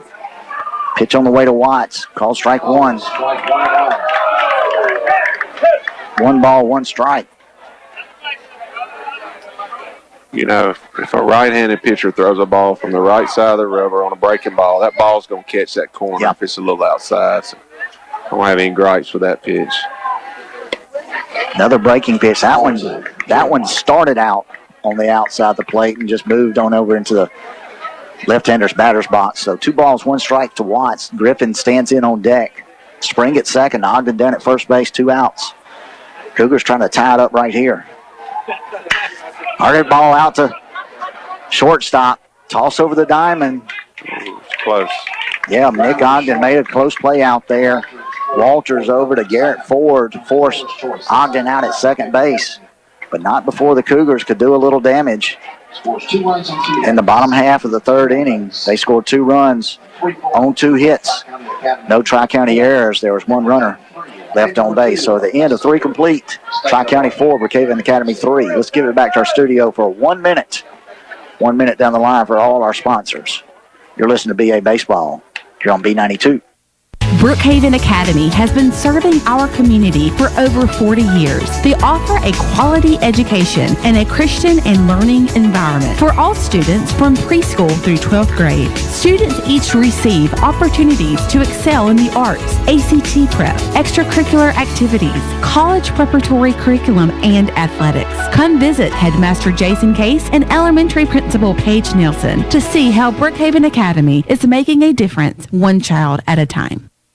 Memorial Day is Monday, May 27th, but Paul Barnett Nissan is not waiting for Memorial Day to celebrate. Save during the special pre-Memorial Day sale and customer appreciation days, Friday, May 17th and Saturday, the 18th. Refreshments will be served, and you can take advantage of the biggest incentives of the year on Nissan cars, trucks, and SUVs. It's an old-fashioned celebration, May 17th and 18th, only at Paul Barnett Nissan, Brookway Boulevard, Brookhaven. See more at pbnissan.com. Isn't it time you experienced the difference at Paul Barnett Nissan?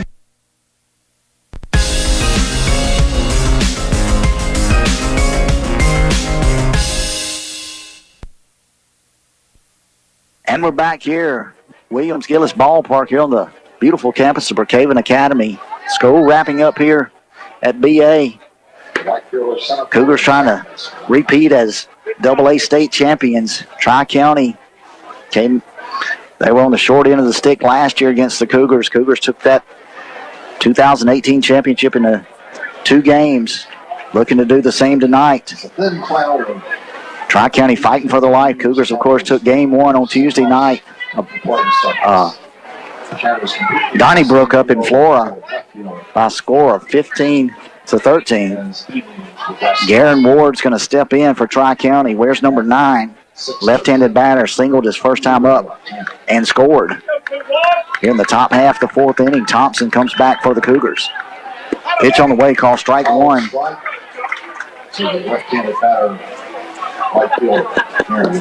Ward plays right field for the Rebels. Thompson looks in, delivers. Call strike 2. That's the most velocity we've seen on any pitch from Thompson tonight, Coach. Yeah, I think he's gotten loose and relaxed. And that one moved up in the zone a little bit. Not really where you want to be. It's down in the order. Just pump it across the plate. Thompson looks, delivers. Hearted ball out there to Flowers. Flowers on the move. Throws across the diamond to Watts. In time. Good dig over there by Tanner Watts. Dawson did a good job of getting around that ball. Just a little bit to his right. Making a good play on that ball. That wasn't an easy play. Ogden doing a good job hustling down, backing up that throw. Tell you what, Tanner Watts is just wincing over there at first base. As we mentioned, some type of leg injury. Watts had a football injury early in the year, required surgery on a knee. Don't think that's the problem, though. Hasn't shown any signs of that being an issue this entire baseball season, but evidently looks like it could be a quad injury or pulled hamstring. Swing and a miss from JoJo Jones, the number 9 hole hitter for the Rebels. So we'll keep an eye on Watts. This is a big at bat. Like to keep him off the base in front of that 1 hole here. Old Flowers, bad hop on Flowers. Tough play out there. Went down to backhand that one just at the last minute. Had a good position on it. That ball jumped straight up in the air. Might have caught Flowers. I don't know if it caught him in the side of the face or just a nasty hop out there. Yeah, he was deep in the 6 hole, and the kid runs good. I don't know if we could have thrown him out anyway, but it was a terrible hop for him. So Coach Parvin's coming out to talk here. I think it's because this leadoff guy is such a good hitter. You know, first base is not open this time up. So tough call up there in the press box. Ruled an error. I guess Flowers set to make a play on it. Just a tough hop off the glove. 1 out, 1 out. Yeah, you'd love to have kept him off the bases because you could pitch it a little bit different here. So we got 2 good hitters coming up for sure. I think the big kid on deck signed a football scholarship with Delta State, I believe. Is that right? I'm sure he can work the trenches. He looks like it. Runs well, too. We saw that. He's hit a couple of doubles in this series. One on Tuesday night, and then, of course, his first at-bat tonight. Garrett Ford's going to step in. It's got a home run. First pitch of the ball game. Hit it over the right center field fence and grounded out to the third baseman. Check that base on balls. Was put out on a 5-4 play. Third base to second base on a force out. So 1 for 1 for Ford. Reached base twice tonight. Breaking pitch from Thompson. Out of the zone, ball 1. I think every game and every sport has big moments in the game. I think this is a really big moment in the game with, this guy, a really good hitter. Jones down at first base. Thompson to keep a close eye on him. Not much of a lead out there. Let's see if Jones might be on the move. Pitch from Thompson, slide step. High fly ball down the right side. That's going to move over to the grandstand. A towering foul pop-up. I don't think we've peaked tonight, have we? Maybe because the sun's so bad early. I don't know. They have to start throwing over there a few times. One thing you kind of worry about, though, the mobility of Tanner Watts over there. Yeah. At this point of the ball game, because the Rebels, you know, those guys are subject to move at any time. You're in a 4-3 ball game, top half of the fourth inning. Thompson looks in, checks at first base. Jones on the move, slow roller out to Flowers. Flowers scoops, tries to throw across the diamond. No, pumps it. No play out there. Infield single from Garrett Ford. I get 2 balls in a row right there in that same deep 6 hole. So Jones, all he could do was there. Yeah, Jones was moving on that pitch, a real slow roller to Flowers. Really couldn't do anything with it. No chance to get forward at first. And with Jones moving, not a play at second base, so an infield single. Trace White. We're getting another ground ball here. Big Trace White stands in for the Rebels. Breaking pitch down in the zone, ball 1. To the Rebel first baseman. White with a double and 1 scored the first. RBI on Fielder's choice. He hit a ground ball to third last at bat, didn't he, Beck? Yeah, Fielder's choice. Ground ball. Take another one right now.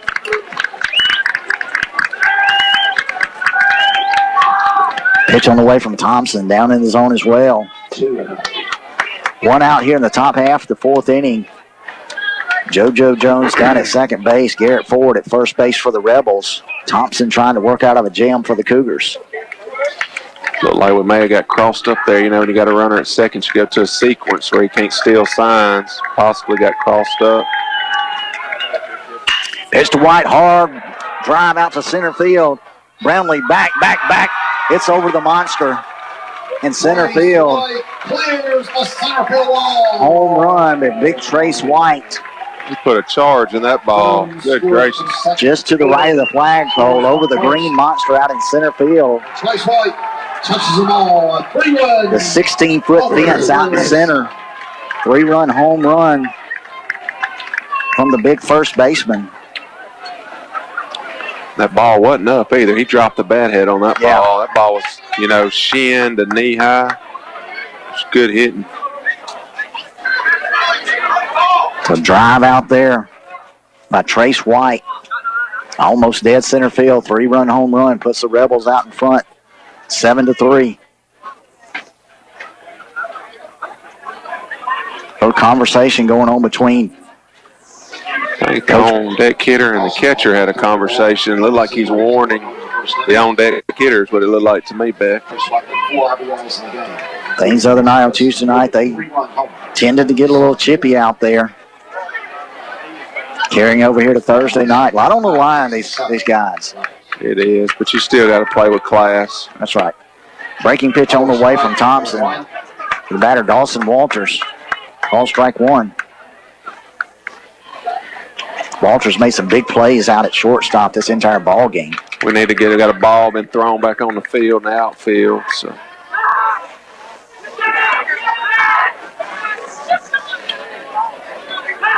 Home run ball being thrown back in by the student section.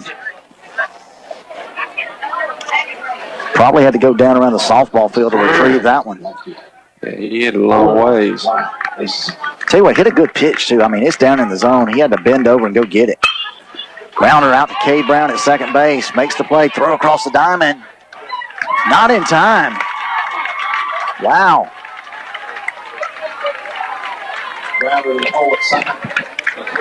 Dawson Walters hustling down the line. Coach Tyler Parvin's going to go out and ask for an explanation on that one. Bang, bang play down at first base. A little bit of a casual call down there. Ruled safe. Going to be an infield single. Walters just beat it out.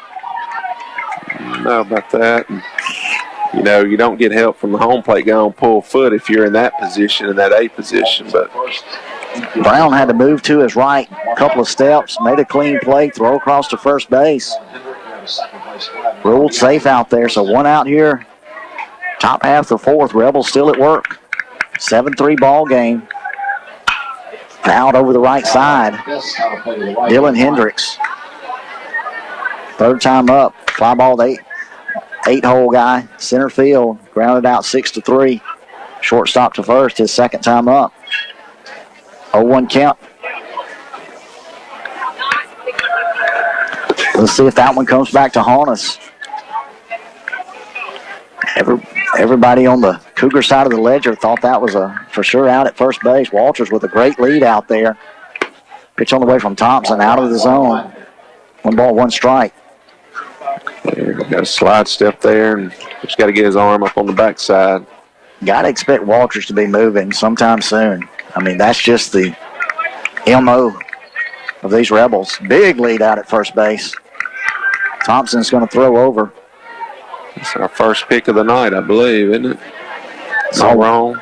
I believe you're right. Saw Watts come off first base right there. Tough time trying to handle that one.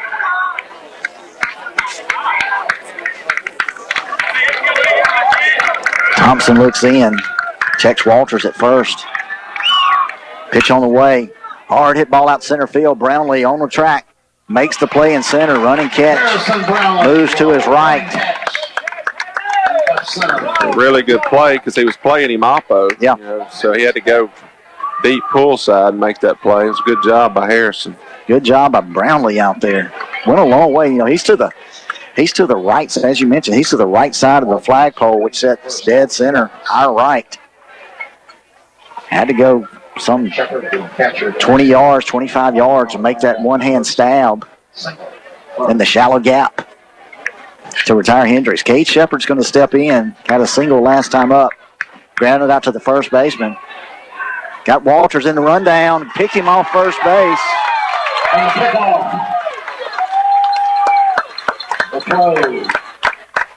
Dawson Walters got picked off first base from Thompson. Thompson throws down to second base to Flowers. Dawson Walters has just been thrown out of the ball game. He and Dawson Flowers, I don't know if both players have been thrown out of the ball game. Walters slides into second base. Flowers makes the tag. Walters gets up. Of course, those two guys are going to be roommates down at Mississippi Gulf Coast Community College and probably just having a little fun out there.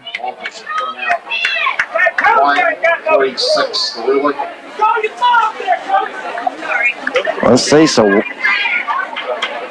if he gets ejected, he's got to sit out the next game too, Beck. Well, he's made his way back out to shortstop. I don't know if he gave a warning to both sides or he's tossed those players. So it must be a warning to both ball clubs. You need to play the game the right way. You know, it doesn't matter what's at stake, where you're playing, who you're playing. Play the game with class and play it the right way. So I think we reset everything. A warning to both ball clubs, to Flowers and Walters.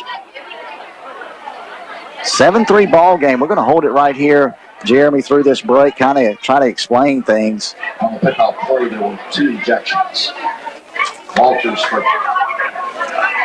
There were no ejections. Both players, both benches were given a warning. Flowers and Walters. Both players were warned. No ejections, so that'll be the only warning given. And the last warning given to both ball clubs, I'm sure. Yeah. Yeah, you give them one written warning, and then somebody's going to go after that. So in the top half of the fourth inning, 3 runs for the Rebels on a big home run from Trace White. 7-3 ball games move into the bottom half of the fourth inning, so Cougars got work to do. A lot of conversation out there between ball clubs, coaches, umpires, everyone having conversations. Got to focus back in and pay attention to baseball. Glad I'm sitting over here with you and not umpiring, to be honest with you. I don't like all that controversial stuff. call balls and strikes safe and out. I don't like dealing with all that other stuff. Well, this is a crew that's they've shown a propensity to have a lot of conversation with players, a lot of conversation with coaches, and sometimes that just spurs on more conversation, and you kind of let it snowball and get out of hand. We'll see if they can get things back under control. First pitch to Judson Griffin, hit by pitches, first time up. Ball one. It's kind of like calling balks. If you warn people all night, they'll keep balking. Right. You run somebody and everybody else will shut up. You may have to run somebody tonight. You'd hate to, but can't let it go on too long, especially if we have to go two. I'm not getting the cart ahead of the horse. 3 straight balls to Griffin. 3 balls, no strikes to Griffin. Griffin trying to reach for the second time tonight. Keegan Smith stands in on deck. Ball 4. That one stayed up and out of the zone. Griffin reaches for the second consecutive plate appearance. And bring up Keegan Smith. The Tri-County on the top of the 4th. Rebels scored 3 runs on 3 hits. Trace Dearman back out for his 4th inning of work for the Rebels. 7-3 lead on 8 base hits. Keegan Smith comes to bat. Senior right Now Tri-County, 3 hits for the Cougars. still a lot of ball to play. We just got to peck away right here. That's right. Call strike 1 to Keegan Smith. Cougar right fielder. It's a good pitcher's pitch right there. Good take by Keegan.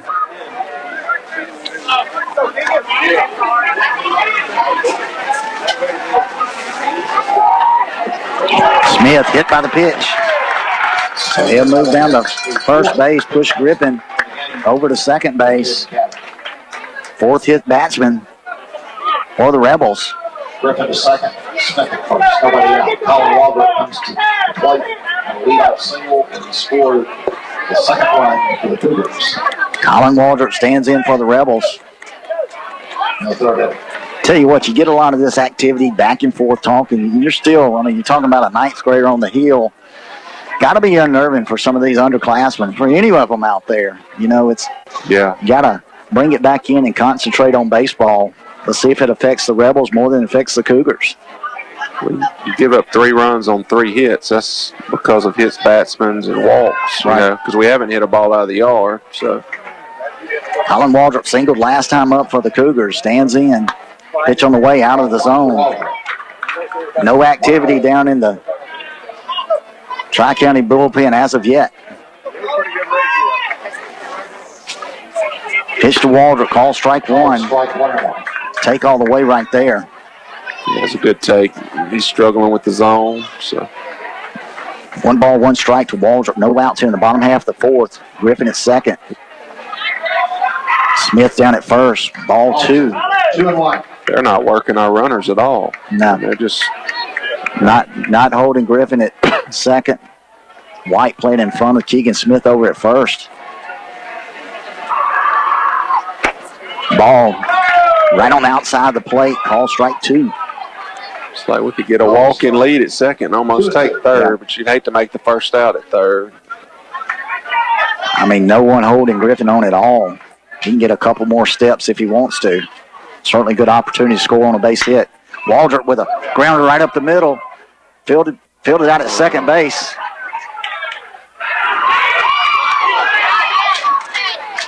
Fielded out at second base by Walters. Had to tag Keegan Smith out there at second base for the first out of the inning. Threw behind Judson Griffin over here at third base. Brings Coach Graham Oden out of the dugout. Wants to argue that call at third. I don't know why he didn't just come across the bag and turn a 6 unassisted double play. Really not understanding either. He made a good play out there. I'm not sure why he didn't tag the bag and try to throw across the diamond and get Waldrop at first base. He kind of skipped in front of the bag and put a hard tag on Keegan Smith and did a spin move to try to throw behind Griffin over at third base. Nonetheless, got the force out, tag out at second base on Smith. So now runners corners. He could have turned a 6 unassisted double play right there. But like he wanted that contact. Somebody's going to get ejected tonight, Beck. I'm just telling you. So it's coming. Walters tags Keegan Smith as he's making his way to second base. Waldrop reaches on the fielder's choice. Griffin moves over to third base for the Cougars. 1 out here in the bottom of the fourth inning brings up Cade Brown, your leadoff batter for the Cougars. Brown with a line drive in the first inning, caught by the center fielder Jones. He's hit by the pitch and scored in the third. Dearman looks in, delivers. It's going to be down out of the zone. Ball one to Brown. A lot of activity between the coaches and umpires and jawing back and forth between the players. Pitch on the way to Brown. Take all the way. Call strike one. We got a long ways to go in this one and possibly another one. Yeah. Be tough. Dearman's done a good job keeping the Cougars off balance. Only 3 hits on the night for the Cougars, but 3 runs. Dearman looks, checks his runners. Breaking pitch up and out of the zone. He's lost his off-speed stuff in the last couple of innings. Yeah, really hasn't had much with the breaking pitch, but made a lot of money with just a straight change, hitting some spots, but working against him right now. Pitch up out of the zone to Brown. Snap throw to first base. Trying to catch Waldrop over there snapping, not in time. Catcher has a good arm, too, doesn't he? Pretty good pop over there to first. Waldrop back head first. 3-1 count to Brown. Dawson Flowers on deck. Dearman delivers. That's going to stay up for ball 4. It's going to load the bases for Flowers. Flowers certainly wants to, after that fly ball last time up, with a couple of runners on, just got under one. Got a good pass at it. Just got in it just a little bit. Infield fly to the third baseman. 7-3 ball game here in the bottom half of the fourth inning. Rebels out front. Cougars had cut it to a 1-run lead, then a 3-run home run from the big first baseman, Trace White. Have the Rebels out by 4 runs. No activity down the bullpen. Bases loaded, 1 out here in the bottom half of the fourth inning. Trace Dearman for the Rebels. Dawson Flowers for the Cougars. Dearman looks, delivers. High fly ball. It's going to be an infield fly. White's going to move under and make the play. Fly ball to the first baseman. Number 2. No problem right there letting the big senior swing at the first pitch. You were going to get a fastball. Just got under that one. It's part of baseball. Yeah. Big at bat right here for Brady Spring, though. Brady Spring had a double last time up. Had about 4 foul balls with 2 strikes, then hit the double in the gap. Ball out of the zone. Bases loaded. They'll be moving on contact. Brown over at first base, so anything in the gap, expect Brown to try to score. Pitch to Spring, call strike 1. 1 ball, 1 strike. Brady Spring. Big opportunity here for the Cougars. Yeah, real big at bat right here. See if we can tighten this thing back up. It's got to chip away at it. Pitch to Spring. Good cut at it. Found it back against the screen. That was a good pitch to hit right there. 1 ball, 2 strikes. Brady Spring looking right at Garen Ward, right out in right field on that one. Ward still fighting the sunshine. Going to get a change up or a breaking ball here probably. Pitch on the way to Spring. Found it off his foot. Change up, down and in. Spring fighting that one off. Hit it off his right foot. Beck, I'm glad they didn't do all these crazy haircuts when we were growing up. All these guys got all these highlights and lines in their hair and all. I would have looked terrible, I think. I don't know if I could have gone there. We worked too hard on that mullet. Couldn't cut it off. 1 ball, 2 strikes to Spring. 2 outs here in the bottom of the fourth. Bases loaded. Cougars trying to scratch. Pitch to Spring. Slow roller out to the second baseman. Fielded, throw across to White, in time to get Spring. Good play out there by Garrett Ford. Got Spring by a step down at first base. Cougars loaded the bases with 1 out. Couldn't push a runner across. So for the Cougars, bottom half of the fourth inning, there were no runs. No hits, So moving to the top of the no errors by the Rebels, and 3 runners were left on base. Into 4 complete. Tri-County 7, Brookhaven Academy 3. Let's give it back to the studio for 1 minute. 1 minute down the line for our sponsors. You're listening to BA Baseball here on B92.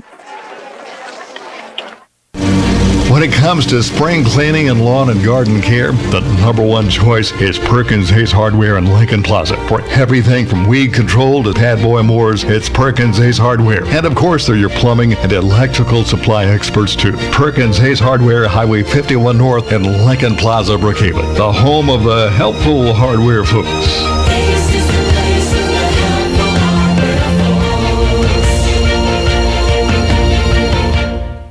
Being good at life means treating your business like your family, making sure that everyone's on the right path toward financial C&W Homes, security. direct to you Over factory pricing. 170 Save you money years on of beautiful homes from Deer Valley, Buccaneer, Capco, Sunshine, and Cappert.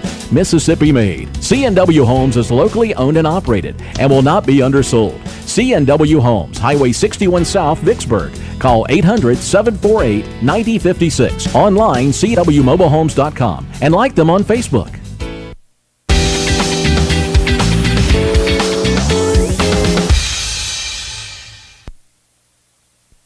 And we're back here at Williams-Gillis Ballpark. Cade Shepard, Evan Williams, Josh Skelton. 5, 6, 7 hitters for the Rebels. Pitch on the way from Caston Thompson. Swing fouled back against the screen. That one caught Nick Ogden on the left wrist. Ogden took a beating the other night. Did a great job for the Cougars. Going to get a courtesy conversation out the mound from the umpire with Thompson. That's the toughest position on the field right there. Give Ogden a chance to gather his faculties. You're going to get beat up back there for sure, especially over a whole season.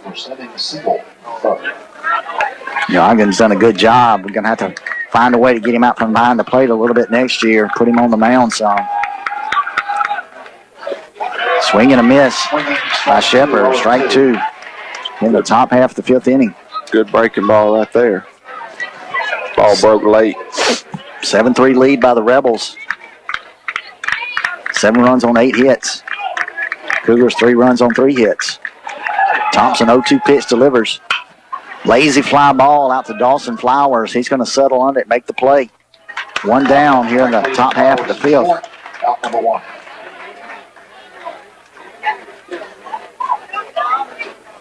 He's going to bring up the left fielder, Evan Williams. Walked his first time up. Fly ball out to left field. Retired by Griffin in the 3rd. Over much of the outfield and all of the infield, with a triangular wedge of sun and deep right.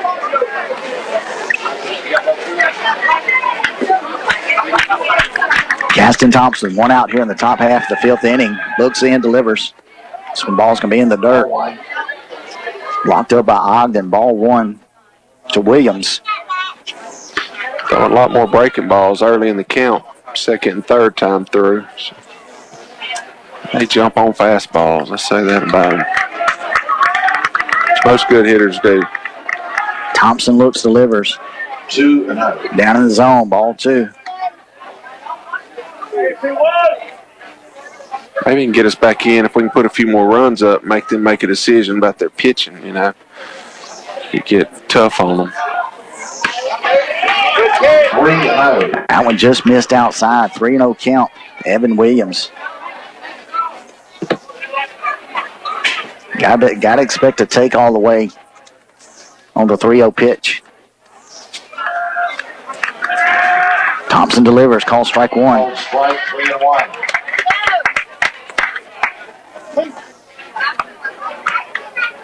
Williams, the left fielder for the Rebels. It's beautiful out there. The flag's the only thing in the sunlight. Yeah. It's pretty set. Call strike 2. Good job there by Thompson coming back in the strike zone after falling to a 3-0 count. 3 balls, 2 strikes, 1 out here in the top half of the 5th inning. Caston Thompson working hard on the hill for the Cougars. Pitch on the way, swing and a miss, strike 3. Thompson comes back from a 3-0 count. Bring up his 3rd strikeout. Good job battling back there. And a second out. in the top of the fifth. Second out of the inning for the Cougars. Josh Skelton's going to stand in. Struck out his first time up, and he's called out on an interference play, an attempted throw to second base by Ogden. I'm trying to get a base-stealing runner. 0-1. Call strike one to Skelton. See if Thompson can find a groove right here, hold the Rebels at bay. Breaking pitch, call strike two. He's located a lot better since the first inning. Just big kid hit a good pitch off of him a while ago. Yeah, no doubt. I mean, White went down in the zone and out over the plate and just lifted that one to the right of the flagpole in center. 3-run homer last inning. Pushing across the 7th run for the Rebels. 0-2 count. Skelton thought about swinging at that one in the dirt. One of those right there, you're kind of glad he didn't, because Ogden would have had a tough play. He hadn't bounced all the way over the Cougar side batter's box. Yeah, it'd have been a tough play. I was just about to say he probably should have swung at it. He probably would have reached. 1 ball, 2 strikes to Skelton, the DH for the Rebels. High fastball at the belt. Didn't get the call. 2 balls, 2 strikes. Ball was a little up, a little out. It's hard to call that pitch. 2 balls, 2 strikes, 2 outs. Deuce is wild here in the 5th inning. Thompson looks, delivers. Breaking pitch. Fouled it in the dirt. Count remains 2-2. I don't know if you're like this, Beck. I don't mind calling a ball a little up. I don't mind calling a ball a little out, but it's hard to call it a little up and a little out. I don't know if that's right or wrong. It's just, to me, it is. For a third strike, I mean, you just can't penalize the batter for a good eye, especially, like I say, one or the other, but both. It's hard to call that one. I agree with you. Fouled over the screen. Good at bat here by Skelton. We'll reset it, do it again. 2 balls, 2 strikes, 2 outs. Oh, Deuce is wild. Rebels out front 7-3 here in the top half of the 5th inning. Thompson looks, delivers. It's going to stay down. 3 balls, 2 strikes. 3 and a full count.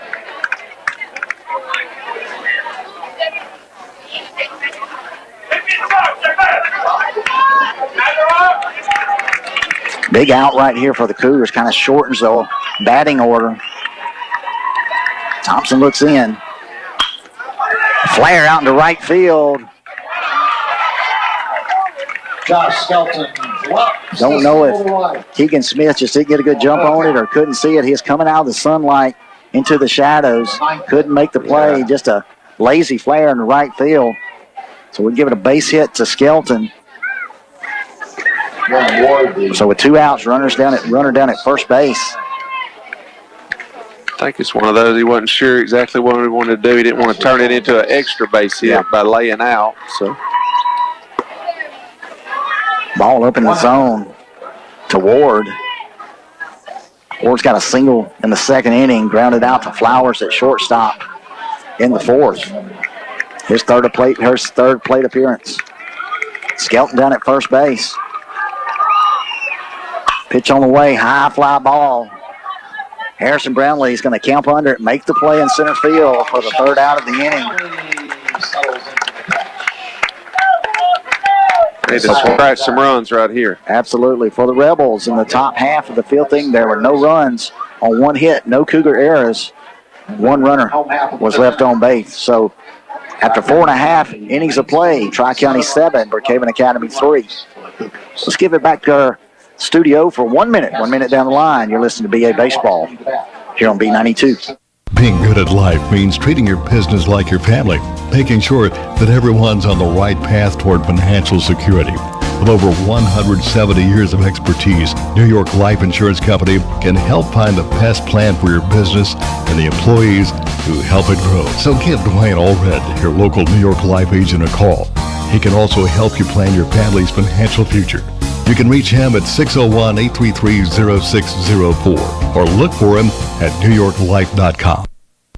Owning your own home is a dream C&W Homes in Vicksburg will help come true for you. C&W Homes direct-to-you factory pricing saves you money on beautiful homes from Deer Valley, Buccaneer, Capco, Sunshine, and Caproot.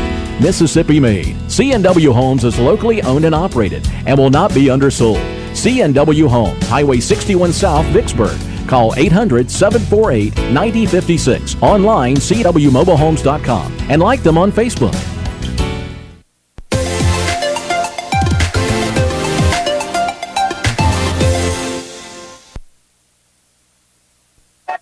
And we're back here at Williams-Gillis Ballpark, campus of Brookhaven Academy, where the Cougars move into the bottom half of the fifth inning, trailing the Rebels of Tri-County by a score of 7-3. Cougars got to get something going right here. Tough inning last time around, Coach. Cougars loaded the bases with one out and just couldn't push anybody across. That's the kind that stings, and you look back on big opportunities. Trey Stearman's going all the way for the Rebels, done a really good job out there. Player of the game so far, I believe, has got to be the shortstop, Dawson Walters. Big plays out at short, shutting down some rallies for the Cougars. Caston Thompson a step in. First pitch on the way, called strike one to Thompson. Got to give their kid credit. He's battled, hasn't he? He's got a couple of double play balls that have helped him. Turn away to Thompson. Lazy fly ball into right field. Ward's going to settle under it, make the play for the Rebels. That one right off the end of the bat. We just hadn't been able to barrel him up. Brady Spring barreled the ball up, and Kay Brown barreled the first pitch of the bottom of the first up. That's really about it. A lot of change-ups. You know, change-ups are harder to see than breaking balls coming out of their hands. So. Pitch on the way from Dearman. Nick Ogden in the dirt, ball one. You know, Dearman's not a real smooth pitcher, and it maybe causing a little trouble for the Cougars. Just call strike one, 1-1 to Ogden. A little bit, you know, a lot of different slots, a lot of different speeds. Yeah, he knows how to pitch too, you know. Yeah, not predictable. Kind of kept the Cougars off balance.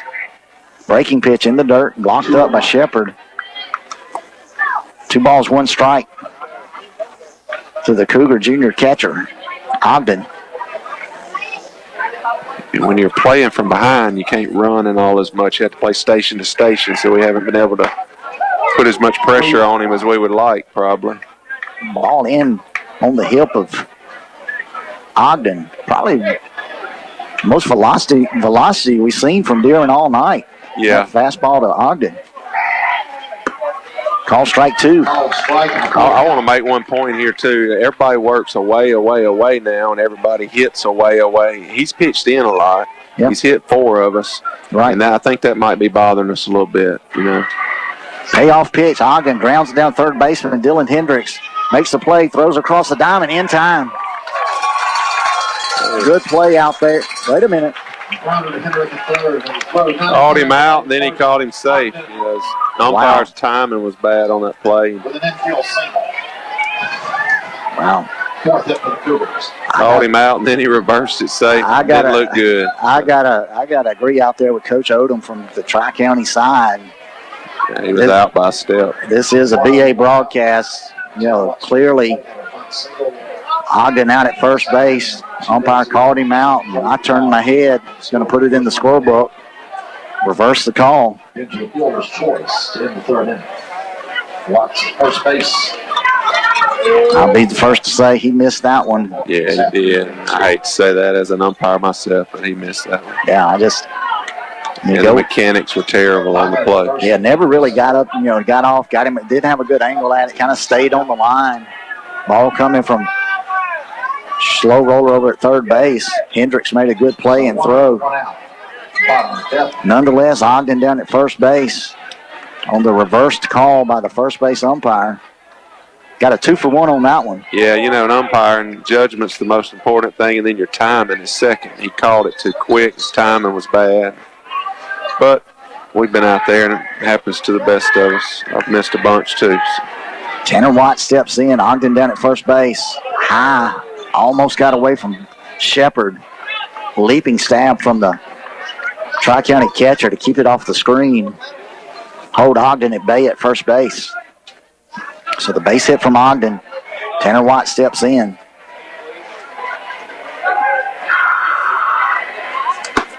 Call strike one to Watts. Of course, Watts don't have a clean diagnosis, but fighting some type of left leg injury.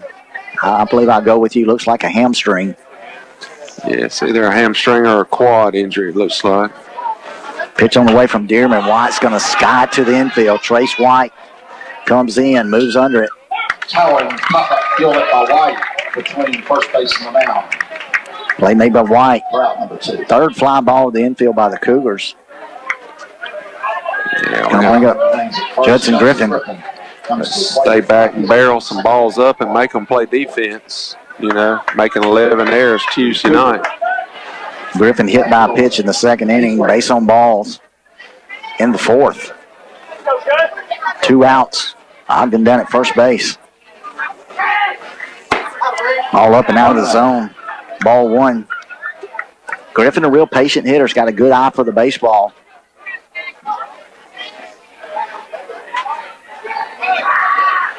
Ball's going to be called strike 1. What grade is he in, Beck? He's an 8th grader. 8th grader. He's got a bright future. He's a Yeah. good player. Heady ball player. Plays a good left field. Pitch on the way from Dearman in the dirt. Ogden caught off first base. Good throw would have got him. Shepard had to kind of go out on his right foot to snag that one with the backhand. Ogden got caught leaning, throw down to Trace White. 2-1. He had to come off the bag to get that one. Ogden safely back at first. 2-1 count to Griffin.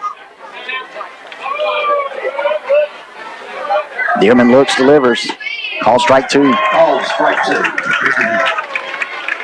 Of course, Griffin has come in and pitched in some big situations for the Cougars. Got us out of the inning the other night. 2-2 count to Judson Griffin. Fly ball out in right center field. That ball's going to get down for a base hit. Ogden round second. Thought about going to third, so a base hit for Judson Griffin. Made a big turn there. Yeah. Shortstop had gone tandem relay. If he would have been at the bag, they had a play. Yeah. There's probably no need going tandem relay there because the ball was so short. But good piece of hitting right there from Griffin. I mean, we talked about it earlier in the year. Just such a clean swing through the zone. Doesn't try too much, do too much with it. If it's inside, he hit one, 295 feet on a 300-foot field fence, right down the line on Tuesday night. Went with outside pitch on that one. Got the line drive in the right center field. So a good piece of hitting by Griffin is going to bring up Keegan Smith, Cougar right fielder. Pitch on the way. Ball's going to stay up. Ball 1. Grounded out to the second baseman. Hit by a pitch in the fourth. 2 on for the Cougars. They've left a lot of base runners on. See if they can get some across in this one. Ball 2.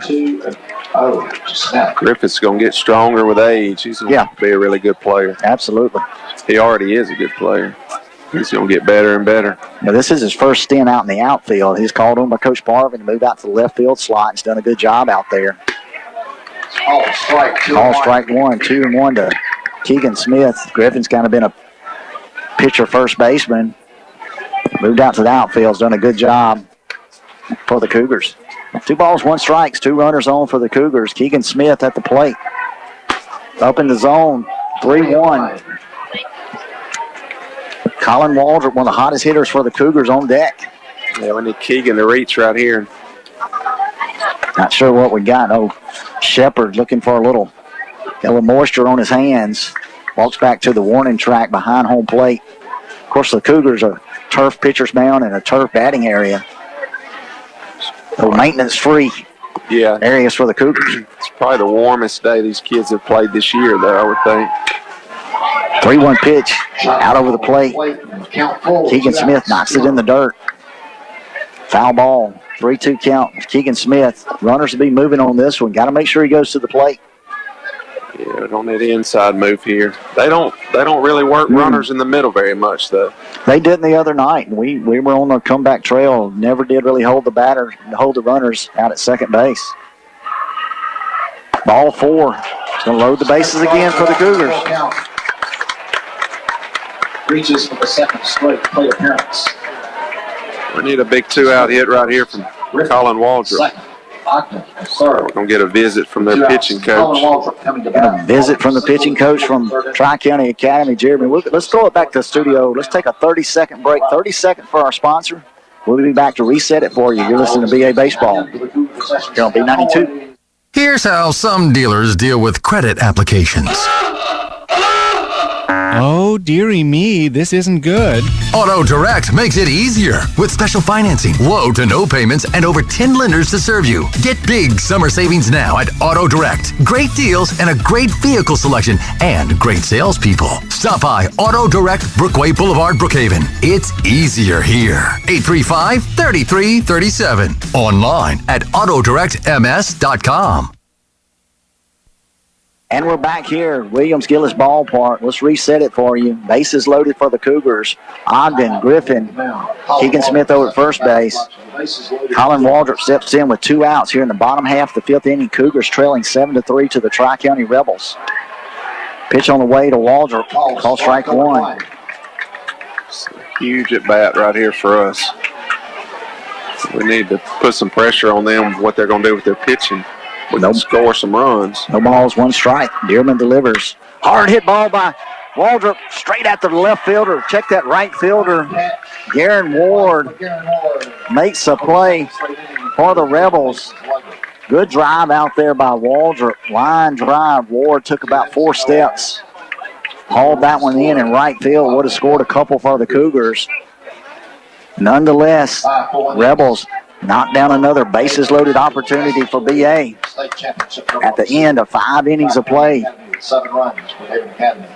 Cougars trailing the Rebels by a score of 7-3. In that inning, Cougars plated no runs on 1 hit. There were no Rebel errors and 3 runners left on base.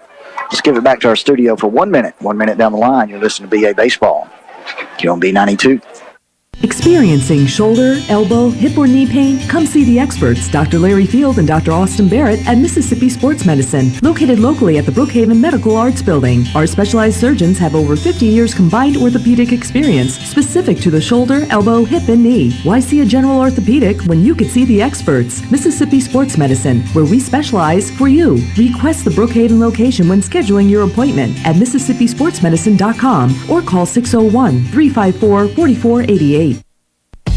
Hey, this is Will Thibodeau, General Sales Manager at Sullivan Ford Lincoln. This month, Sullivan Ford is saying a special thank you to all of our military men and women, as well as our first responders, healthcare workers, firemen, and police officers, by offering extra savings if you come in and let us know you're one of these wonderful people. Without all of you, we couldn't provide the great service that all of our customers have come to know and love each and every day. Come by and see one of our friendly staff or check out our Facebook page. Sullivan Ford Lincoln. We're better, we're proving it, and we want you to be the judge. Exit 40, Brookhaven.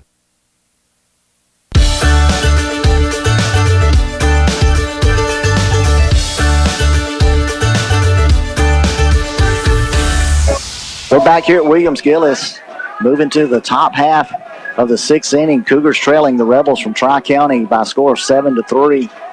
Cougars had cut the lead down to a 4-3 ball game, but a 3-run home run from the big first baseman, Trace White.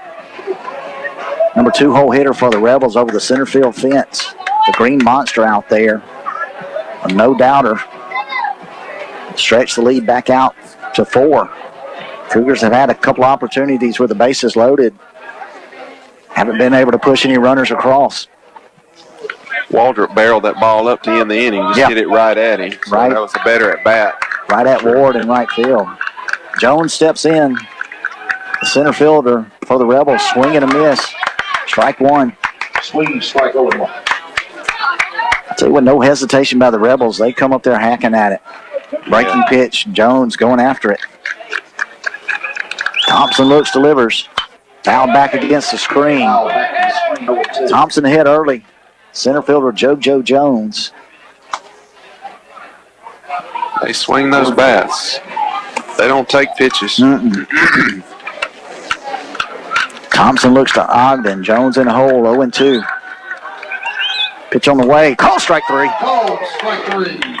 Big at bat because we got leadoff guy on deck. I always want to race that 9-hole before he gets up. Strikeout number 4 for Thompson. Good backdoor curveball right there from Thompson. Argument down there from Graham Odom, third base and head coach for Tri-County. Not sure what the conversation is. The umpire wants to go down and have one with... He's wanting them to protect their pitcher down there, I believe. I thought he was arguing balls and strikes. I did too, and I thought that's what it was going to be. Base is empty, 1 out. That ball was on the belt right down the middle, so much to argue. Hayden Bosarge in the pen down in left field. Umpires want to get a protector out there for him. It's like you could just holler over there instead of walking all the way down third base. Yeah, I thought he was going to go to... I thought Coach Odom was questioning balls and strikes, and the umpire was going to go explain it to him, but nonetheless, he always put in a high fly ball. Cade Brown's going to drift up under it at second base. Back, makes the play in shallow center field for the second out of the inning. Garrett Ford flies out to the second baseman, Brown. They had to put a protective mask on the bullpen catcher down there.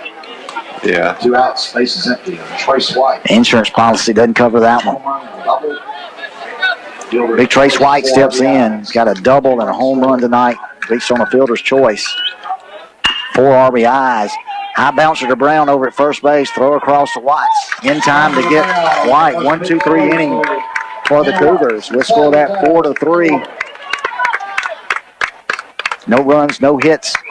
No errors for the Cougars, so they end a 5.5 innings of play here at Williams-Gillis. Tri-County 7, Brookhaven Academy 3. Let's give it back to our studio for 1 minute. 1 minute down the line for our sponsors. You listen to BA Baseball here on B92. Brookhaven Academy has been serving our community for over 40 years. They offer a quality education and a Christian and learning environment for all students from preschool through 12th grade. Students each receive opportunities to excel in the arts, ACT prep, extracurricular activities, college preparatory curriculum, and athletics. Come visit Headmaster Jason Case and Elementary Principal Paige Nielsen to see how Brookhaven Academy is making a difference, one child at a time. Memorial Day is Monday, May 27th, but Paul Barnett Nissan is not waiting for Memorial Day to celebrate. Save during the special pre-Memorial Day sale and Customer Appreciation Days, Friday, May 17th and Saturday, the 18th. Refreshments will be served, and you can take advantage of the biggest incentives of the year on Nissan cars, trucks, and SUVs. It's an old-fashioned celebration, May 17th and 18th, only at Paul Barnett Nissan, Brookway Boulevard, Brookhaven. See more at pbnissan.com. Isn't it time you experienced the difference at Paul Barnett Nissan?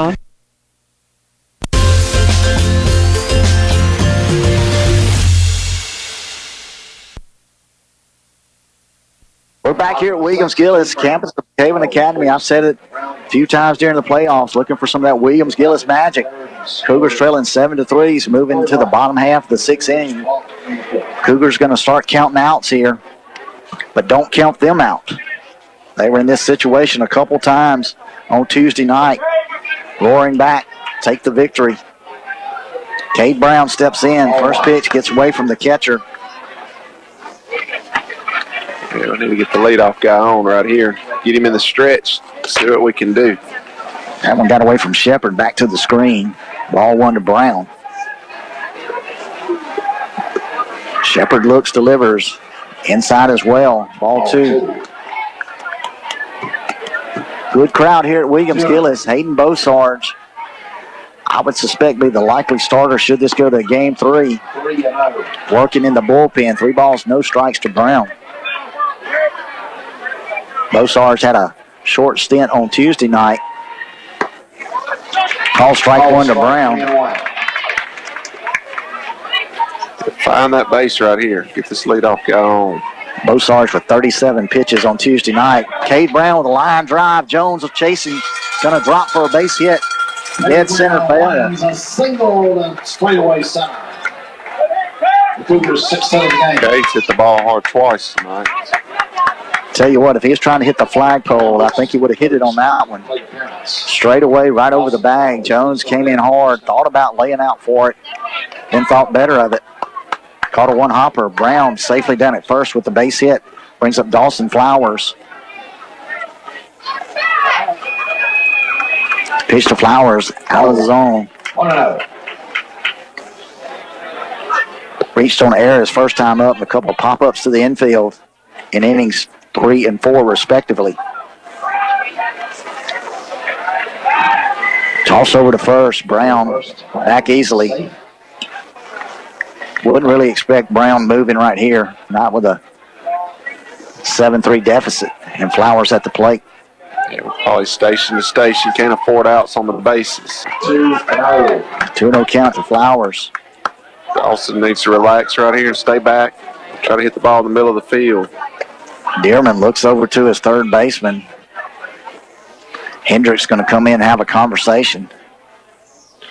Brought him some dust from over there at third base. Like we mentioned, the turf pitching mound here at Williams-Gillis. Want to dry his hand off a little bit. Not that I've ever seen that here before. You bet. The old assist from the third baseman on the dirt transfer. Yeah. We should normally have a Rollins bag out there, but it's a little warmer than what they've been playing in all year. 2 balls, no strikes to Flowers. Call strike 1. I thought he was coming in to burn time to get the pitcher loose in the bullpen. Well, that's what I thought. Bosar's working down in the pen for the Rebels. Dearman kind of looked that way. I thought he was kind of giving the indication that he may be on his last batter. Pitch to Flowers. Hard hit ball in the gap. Left center field. What a play out there by Garen Ward. Oh, no. Robbing Flowers of the base hit. Brown has to scamper back to first base. It's a game-changing play right there. Man, that was a big play. Great play. Brown was about a step away from second base. Garen Ward came a long way. That one was hit right at the student section in right center field. A line drive from Flowers, and Ward just laid out for it. At the last moment, made the extra base saving catch. Big play out there by the Rebel right fielder to retire Flowers. Brady Spring steps in. Dearman works it up and out of the zone. Spring with a double on the night. Ground out to the first baseman and a ground out to the second baseman. So 1 for 3 evening working for Spring. Brown down at first with 1 out. Here in the bottom of the 6th inning. They can really run in the outfield. They've made some really good plays out there tonight. Not a big ball club outside if you pull Trace White out of the mix, but just a lot of good athletes on the field for Tri-County. A lot of speed. 2-0 pitch to Spring. Down in the zone, ball 3. Caston Thompson stands on deck. Got to expect Spring to be taken all the way right here. Yeah, you would think so. 3-0. Brown at first, 3-0 pitch to Spring. He's going to stay up, ball 4. 4 pitch base on balls to Brady Spring. This should be it for him. I think they've used all 3 of their visits, so this should be a move right here. Let's see if they hand the ball over, so we'll give it to the station. Let's see what we do right here. Pitching coach out to have a conversation.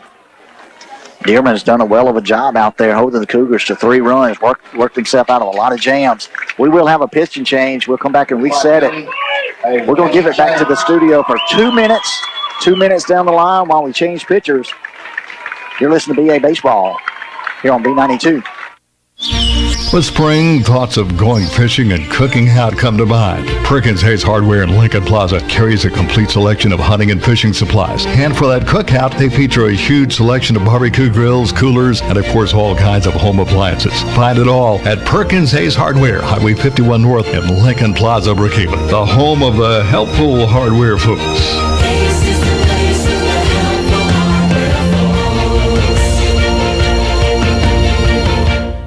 Being good at life means treating your business like your family, making sure that everyone's on the right path toward financial security. With over 170 years of expertise, New York Life Insurance Company can help find the best plan for your business and the employees who help it grow. So give Kelly Hallred, your local New York Life agent, a call. He can also help you plan your family's financial future. You can reach him at 601-833-0604 or look for him at newyorklife.com. We'll find you that place to call home. With factory direct pricing, C&W Homes makes owning your home easy. They carry the top lines like Deer Valley, Buccaneer, Capco, Sunshine, and Cappert. Mississippi made. For over 30 years, C&W Homes has been making home ownership a reality, and they still will not be undersold. Highway 61 South, Vicksburg. Call 800-748-9056. Online, cwmobilehomes.com, and like them on Facebook. Here's how some dealers deal with credit applications. Oh, dearie me, this isn't good. Auto Direct makes it easier with special financing, low to no payments, and over 10 lenders to serve you. Get big summer savings now at Auto Direct. Great deals and a great vehicle selection and great salespeople. Stop by Auto Direct, Brookway Boulevard, Brookhaven. It's easier here. 835-3337. Online at autodirectms.com.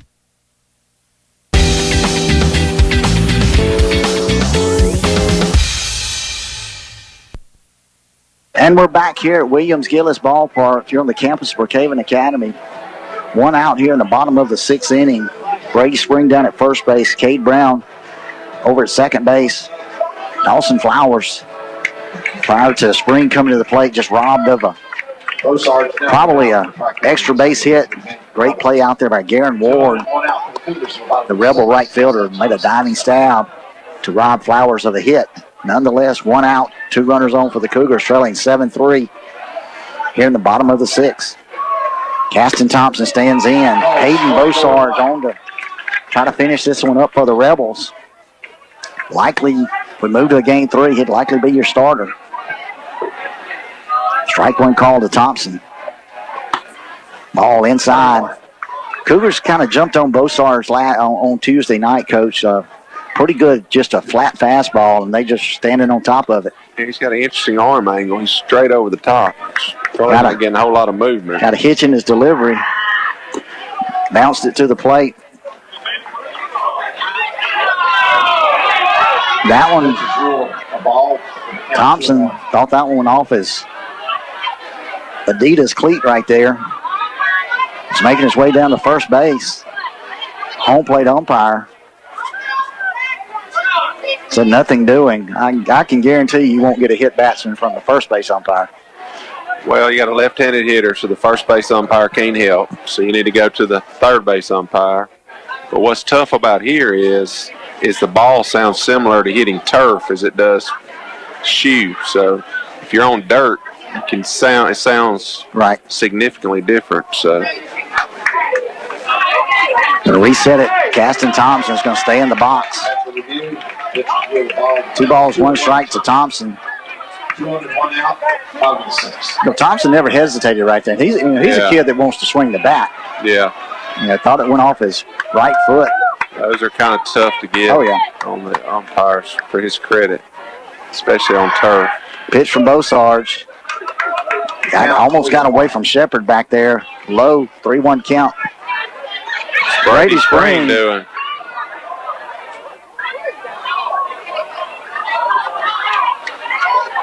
It's ball 3. Not sure what's going on right here. They called a balk, maybe. On the field, the rhythm is a ball. The runner's at 10.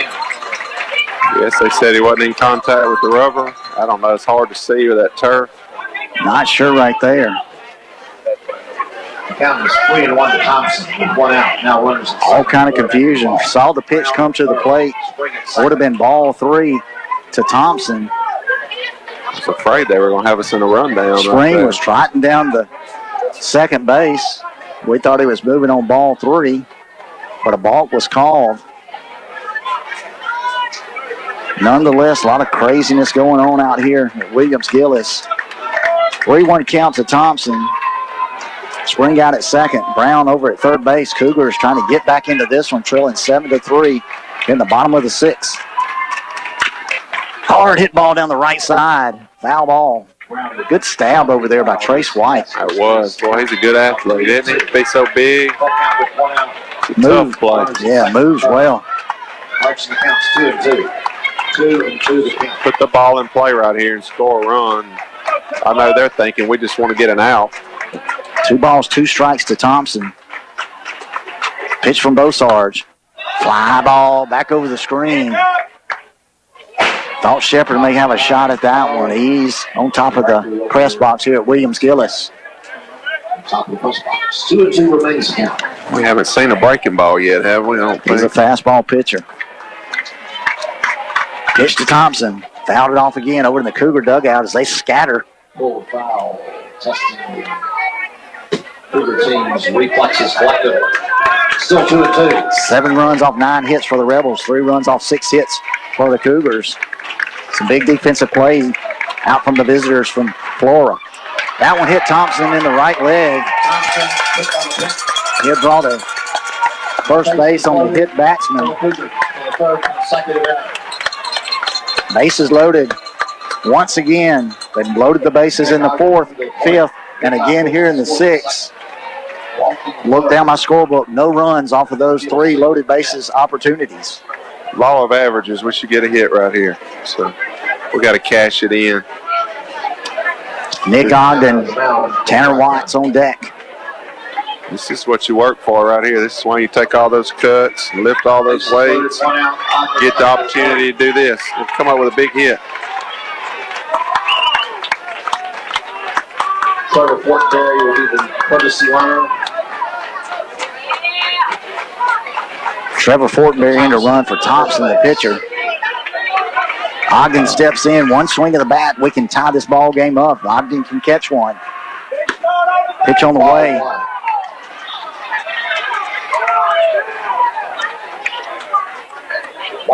One ball, no strikes to Ogden. Pitch in the dirt. 2-0. Tell you what, the Cougar runners on the corners are just getting a little bit jumpy out there. You don't want to get picked off in this situation. You don't want to hit into a double play line drive right here to end the inning. Absolutely. Either. So got to be a little conservative with your secondary leads. Nick Ogden, hard line drive to center field. That's going to score Brown. Here comes Brady Spring. Throw to the plate, not in time. So a 2 RBI single from Nick Ogden. On a 2-run single in the center field for Nick Ogden. Scores Cade Brown. Brady Spring is going to draw a visit from Coach Graham Odom. Cougars cut into the lead, 7-5 ball game here at Williams-Gillis. Let's give it back to the studio for 30 seconds. 30 seconds. Check that, Jeremy. Let's go to a 2-minute break. They're going to do a pitch and change right here. So let's go to a 2-minute break while we have this pitch and change. We'll reset it. You're listening to BA Baseball here on B92. Experiencing shoulder, elbow, hip, or knee pain? Come see the experts, Dr. Larry Field and Dr. Austin Barrett at Mississippi Sports Medicine, located locally at the Brookhaven Medical Arts Building. Our specialized surgeons have over 50 years combined orthopedic experience specific to the shoulder, elbow, hip, and knee. Why see a general orthopedic when you could see the experts? Mississippi Sports Medicine, where we specialize for you. Request the Brookhaven location when scheduling your appointment at MississippiSportsMedicine.com or call 601-354-4488. Hey, this is Will Thibodeau, General Sales Manager at Sullivan Ford Lincoln. This month, Sullivan Ford is saying a special thank you to all of our military men and women, as well as our first responders, healthcare workers, firemen, and police officers, by offering extra savings if you come in and let us know you're one of these wonderful people. Without all of you, we couldn't provide the great service that all of our customers have come to know and love each and every day. Come by and see one of our friendly staff or check out our Facebook page. Sullivan Ford Lincoln. We're better, we're proving it, and we want you to be the judge. Exit 40, Brookhaven. Brookhaven Academy has been serving our community for over 40 years. They offer a quality education and a Christian and learning environment for all students from preschool through 12th grade. Students each receive opportunities to excel in the arts, ACT prep, extracurricular activities, college preparatory curriculum, and athletics. Come visit Headmaster Jason Case and Elementary Principal Paige Nielsen to see how Brookhaven Academy is making a difference one child at a time.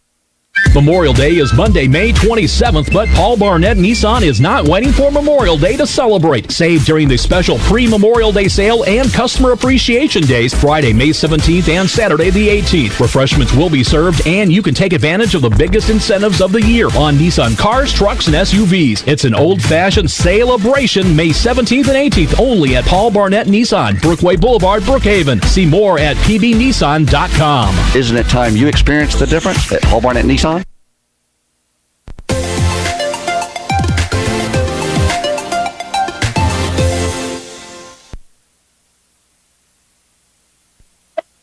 And we're back here at Williams-Gillis. Cougars have cut into the Tri-County lead, 7-5 ball game here in the bottom half of the sixth inning. Pitching change for the Rebels. Garrett Ford is going to stand in for Tri-County after a 2 RBI single from Nick Ogden. Ford, short pitching appearance on Tuesday night, threw 36 pitches before he was pulled. Tanner Watts is going to step in. Josh Skelton re-enters the ball game out at second base. One single in the second inning. Two base hit on the play. Ogden scored the first run for the Cougars. And that also get into a fielder's choice in the third. We got one out. Field fly situation here. Smart on the bases. One out here in the bottom half of the sixth inning. Cougars 7. Check that. Tri-County 7. Cougars 5.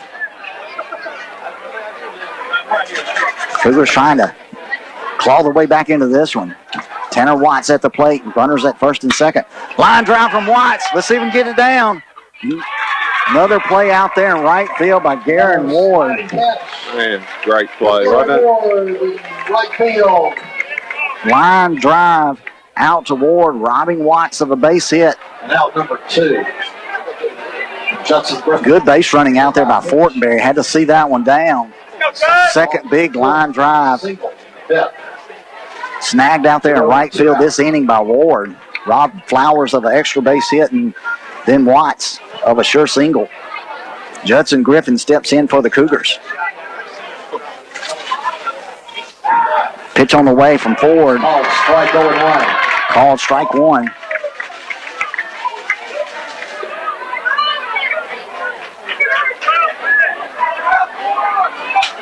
Griffin singled last time up. Pitch on the way. That one's going to stay down in the zone. 1 ball, 1 strike, 2 outs here in the bottom half of the sixth inning. All these Little League parents get mad about their kids playing in the outfield. Right fielder, if they win this game, he gets the game ball, I think. I'll tell you what, made some big plays. Ball in the dirt out there. Good dig back there from Shepard. 2 balls, 1 strike to Griffin, 2 outs. Cougars trailing by 2. 7-5 ball game here in the bottom half of the sixth inning. Runners at first and out at second in the form of a courtesy runner, Fortenberry. Pitch to Griffin, foul back over the screen. Reaching foul out of play to the right. It's run at the 2-2. 2-0, 2 out. Their middle infielders would work a little more. They had a play right there on the throw behind. They just really don't pay attention to any of the base runners out there at second base. Ball sails behind Griffin to the screen. It's going to allow Fortenberry to move down to third base. Ogden out at second base. Breaking ball threw behind him. All their pitchers have struggled with their breaking ball. Runners at second and third. Full count with 2 outs. Griffin. 3 balls, 2 strikes to Griffin. Runners at second and third. Line drive up the middle. See if it gets through. Played out there. Another base hit from Judson Griffin. That's a clutch right over the bag at second base. Dawson Walters got a glove on it. No opportunity to make a play. So an RBI single from Griffin. Plates Thompson from third. The pinch runner, Fortenberry, running for Thompson. Nick Ogden over to third base. Griffin holds up at first base. That's that old you holler every time, lay out and keep the ball in the infield and you'll save a run. That's exactly what the shortstop did right there. Yeah. Good play out there by Walters. Went all the way behind the bag to make that play out at second base. just to knock it down and keep it in the infield. Keep Griffin, or check that, keep Ogden from moving in from third base. Including a pair of singles and now an RBI. Not sure what the conversation is with Coach Graham Odom. The senior right fielder, hit by pitch to the fourth. Keegan Smith steps in. Ogden at third. Griffin down at Corners with 2 outs. third base. Griffin with his second hit of the ball game. Looks in. Ball's going to stay up. Ball one. Griffin's going to play it smart out there at first base. Not try to get too much. Sprite C. White's going to hold him on. Off Keegan Smith's left thigh. So Smith hit by a pitch.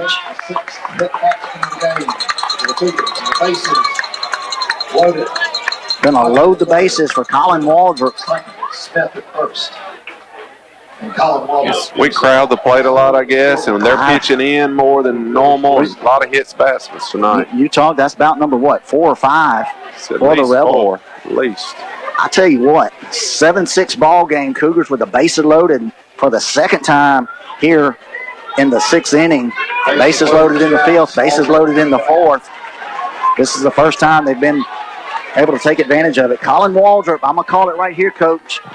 Got to have a little of that Williams-Gillis magic. Pitch on the way to Waldrop. Called strike one. Strike 1. We'll call double left center gap right here, Beckham. Waldrop's come through with some big hits earlier in the playoffs.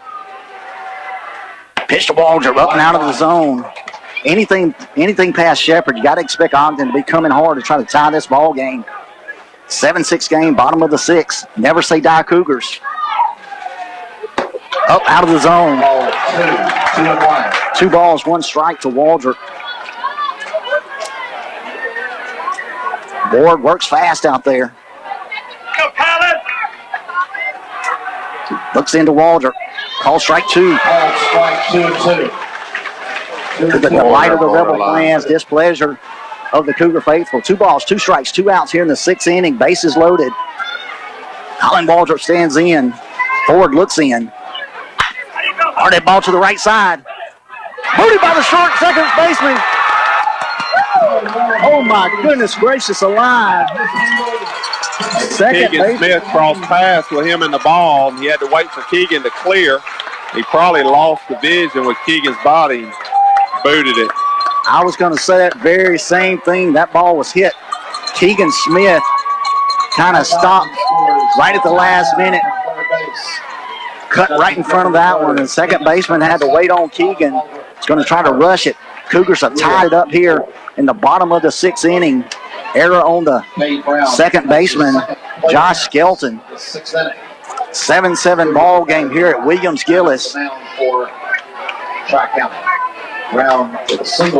This is worth the price of admission. Activity from the Cougar faithful. I can't say our bullpen, but I wonder if we got somebody down there getting hot if we get a lead. Do you go to Flowers? Do you go to Ogden by any chance? Yeah. Hard to pull him out from behind the plate. Griffin at third. Keegan Smith at second base. Colin Waldrop over at first. Cade Brown has hit some hard balls tonight. Looking for one more. Pitch to Brown out of the zone. Ball 1. Brown with a single in this inning. Got it all started. Ford looks into Brown. Brown looking to make something happen. Call strike 1 to Brown. 1 ball, 1 strike to the senior second baseman for the Cougars. 7-7 ball game here at Williams-Gillis. A lot of room down the left field line. Pitch to Brown. Swing and a miss. Foul off the top of Shepherd's helmet. 1-2. Ball was up a little bit. It's a good pitch to hit. Just missed it. Off of Shepherd's headgear right there. 1 ball, 2 strikes, 2 outs. Bases loaded. Griffin, the go-ahead run, 90 feet away. Keegan Smith down at second. Waldrop reached on the error and tied the ball game over at first base. Brown chokes up. Pitch on the way. Swing and a miss. Strike 3. Strike 3. Big strike out there. The first strikeout of the game for Tri-County pitching. See if we can win 1 inning. That's all we got to do is win Down 1 to inning. 1 inning of baseball. Before the Cougars, there were 4 runs on 2 hits. 1 Tri-County error. 3 runners to left on base. A huge error out there and some huge base hits in the bottom half of the sixth inning to tie this ball game here at Williams-Gillis. Let's give it back to the studio for 1 minute. 1 minute down the line for our sponsors. You're listening to BA Baseball here on B92.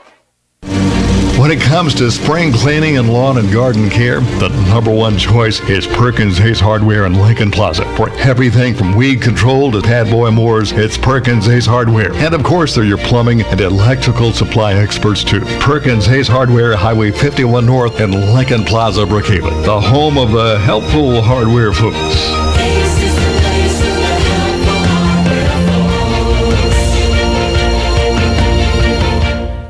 Being good at life means treating your business like your family, making sure that everyone's on the right path toward financial security.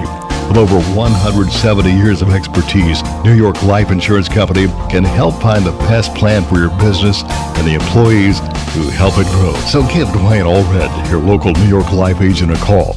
He can also help you plan your family's financial future.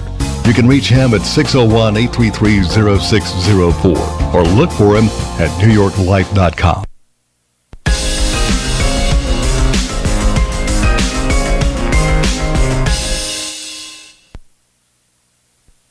We're back here at Williams-Gillis Ballpark.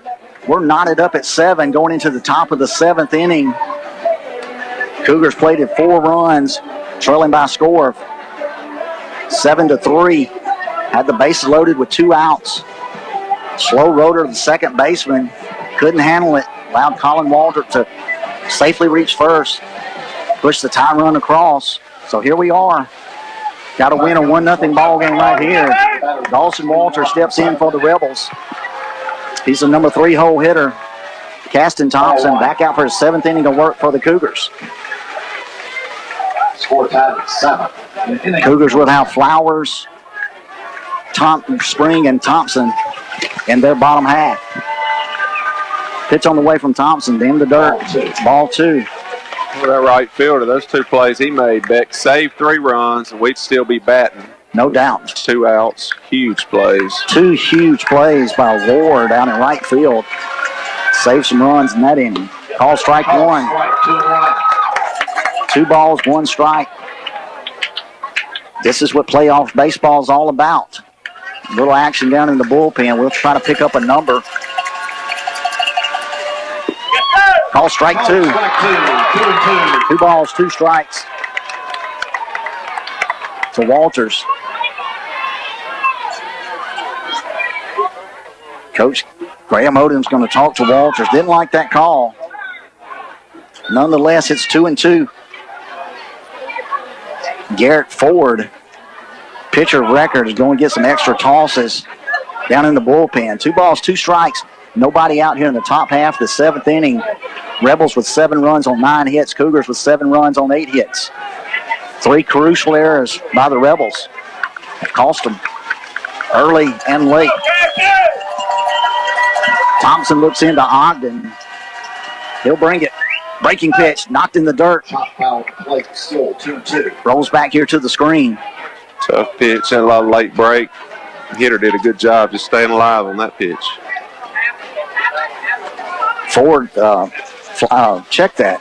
Walters singled in the 1st inning, grounded out to the shortstop, singled in the 4th. Got caught in a rundown, so 2 for 3 on the night by the Rebel shortstop. Pitch on the way, breaking pitch, shot to the right side. That's going to be a base hit. Good piece of hitting on the breaking ball out over the plate. Had to go out of the zone and get that one. Shot it in between Brown and Watts over at first base. Coach Tyler Parvin's going to go the mound. He's going to take the ball from Caston Thompson. That's going to do it for him. We'll come back and reset it. Standing ovation for Thompson. Let's give it back to the studio for 2 minutes. 2 minutes while we got this pitching change. You're listening to BA Baseball here on B92. Tired of paying rent? Now's the time to own your own home from C&W Homes in Vicksburg with factory direct pricing. C&W Homes makes owning your home easy. They carry the top lines like Deer Valley, Buccaneer, Capco, Sunshine, and Capert. Mississippi made. For over 30 years, C&W Homes has been making home ownership a reality, and they still will not be undersold. Highway 61 South Vicksburg. Call 800-748-9056. Online, cwmobilehomes.com, and like them on Facebook. Here's how some dealers deal with credit applications. Oh, dearie me, this isn't good. Auto Direct makes it easier with special financing, low to no payments, and over 10 lenders to serve you. Get big summer savings now at Auto Direct. Great deals and a great vehicle selection and great salespeople. Stop by Auto Direct, Brookway Boulevard, Brookhaven. It's easier here. 835-3337. Online at autodirectms.com. Experiencing shoulder, elbow, hip, or knee pain? Come see the experts, Dr. Larry Field and Dr. Austin Barrett at Mississippi Sports Medicine, located locally at the Brookhaven Medical Arts Building. Our specialized surgeons have over 50 years combined orthopedic experience specific to the shoulder, elbow, hip, and knee. Why see a general orthopedic when you could see the experts? Mississippi Sports Medicine, where we specialize for you. Request the Brookhaven location when scheduling your appointment at MississippiSportsMedicine.com or call 601-354-4488. Hey, this is Will Thibodeau, General Sales Manager at Sullivan Ford Lincoln. This month, Sullivan Ford is saying a special thank you to all of our military men and women, as well as our first responders, healthcare workers, firemen, and police officers, by offering extra savings if you come in and let us know you're one of these wonderful people. Without all of you, we couldn't provide the great service that all of our customers have come to know and love each and every day. Come by and see one of our friendly staff or check out our Facebook page. Sullivan Ford Lincoln. We're better, we're proving it, and we want you to be the judge. Exit 40, Brookhaven.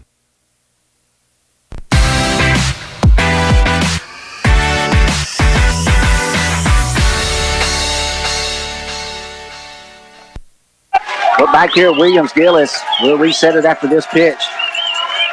Pitch on the way. Dawson Flowers has stepped in from shortstop.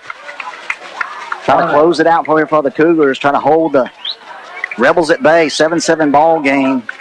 Single from Dawson Walters. That was close to book on Caston Thompson. Probably ran out of pitches. So runner on first. Call strike one from Flowers. It's an interesting spot. You know, you can bunt him over, try to straight steal. If you hit and run, you hit a line drive, you can get doubled out. You don't want to do that. And they probably don't trust their pitching to shut it down. So they're probably going to try to play for more than one, I would think. Flowers with a quick throw over the first base. Walters back in time. Dylan Hendricks, your batter. A couple of fly balls to center field, grounded out to the shortstop. We'd love to see a ground ball to spring out at short right here. Woo! Almost over at first base. Good move there by Flowers. Sorry about the yelp. Be a good time to pitch out. I think he may be going right here. Got a big lead. Trying to put Walters down at second base, put him in scoring position. Dylan Hendricks at the plate. Timeout called and given. Flowers in the stretch, checks at first base, delivers. Swing and a miss from Hendricks. 1 ball, 2 strikes. Dylan Hendricks. Dawson Walters down at first base represents the go-ahead run for the Rebels. Top half the 7th inning. Cougars trying to hold them in check. Another throw over to Walters. Tell you what, good job over there by Caston Thompson. Solid throw there from Flowers, putting it right on the money. Thompson with slap tag. Walters just under it at first base. 1 ball, 2 strikes to Hendricks. Flowers sets, delivers. Breaking pitch, foul down the line. Walters was moving on that one. Sharply passed. The shoulder on the third base box. Tanner was off the line. A lot of times late in the game, people play no doubles, but it looks like we're not playing no doubles. Yeah, here, but Griffin pinched towards center field. A little bit of a shade over to the right field side by the right fielder Smith. Brownlee about straight away on Hendricks. So down the line, could spell trouble for the Cougars. Call strike 3.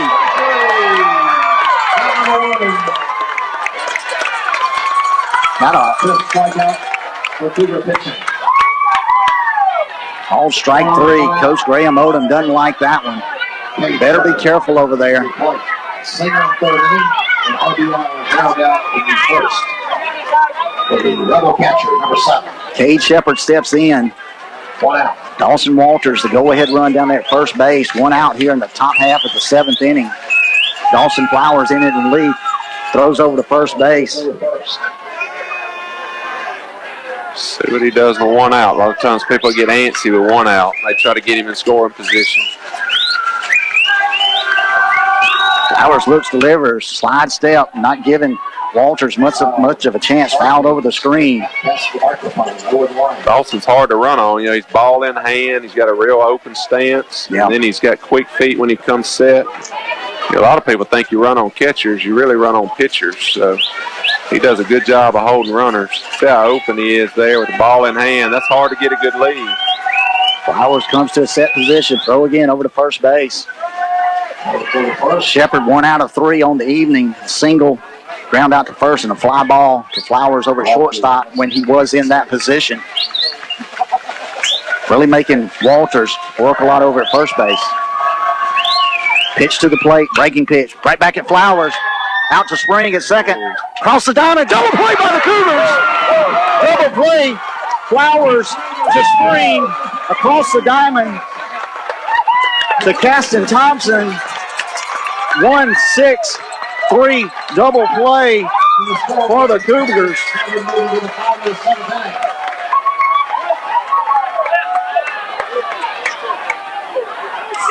1-6-3 double play to end the 2nd inning. In the 7th inning for the Cougars. Hard ground ball, Taylor made back to Flowers. Throw back to second base to Brady Spring. Had to kind of go down and get it, Coach. Had a good shuffle across the bag. Strong throw across the diamond to Thompson. That does it here in the top half of 7th for the Rebels. We're going to give it back to the studio. We've got a 7-7 ball game. Cougars coming to bat in the bottom half of the 7th inning, trying to win that state championship. Let's go to the studio for 1 minute. 1 minute down the line. You're listening to BA Baseball here on B92. Memorial Day is Monday, May 27th, but Paul Barnett Nissan is not waiting for Memorial Day to celebrate. Save during the special pre-Memorial Day sale and customer appreciation days, Friday, May 17th and Saturday, the 18th. Refreshments will be served, and you can take advantage of the biggest incentives of the year on Nissan cars, trucks, and SUVs. It's an old-fashioned celebration, May 17th and 18th, only at Paul Barnett Nissan, Brookway Boulevard, Brookhaven. See more at pbnissan.com. Isn't it time you experienced the difference at Paul Barnett Nissan? With spring, thoughts of going fishing and cooking out come to mind. Perkins Hayes Hardware in Lincoln Plaza carries a complete selection of hunting and fishing supplies. And for that cookout, they feature a huge selection of barbecue grills, coolers, and of course all kinds of home appliances. Find it all at Perkins Hayes Hardware, Highway 51 North in Lincoln Plaza, Brookhaven, the home of the helpful hardware folks.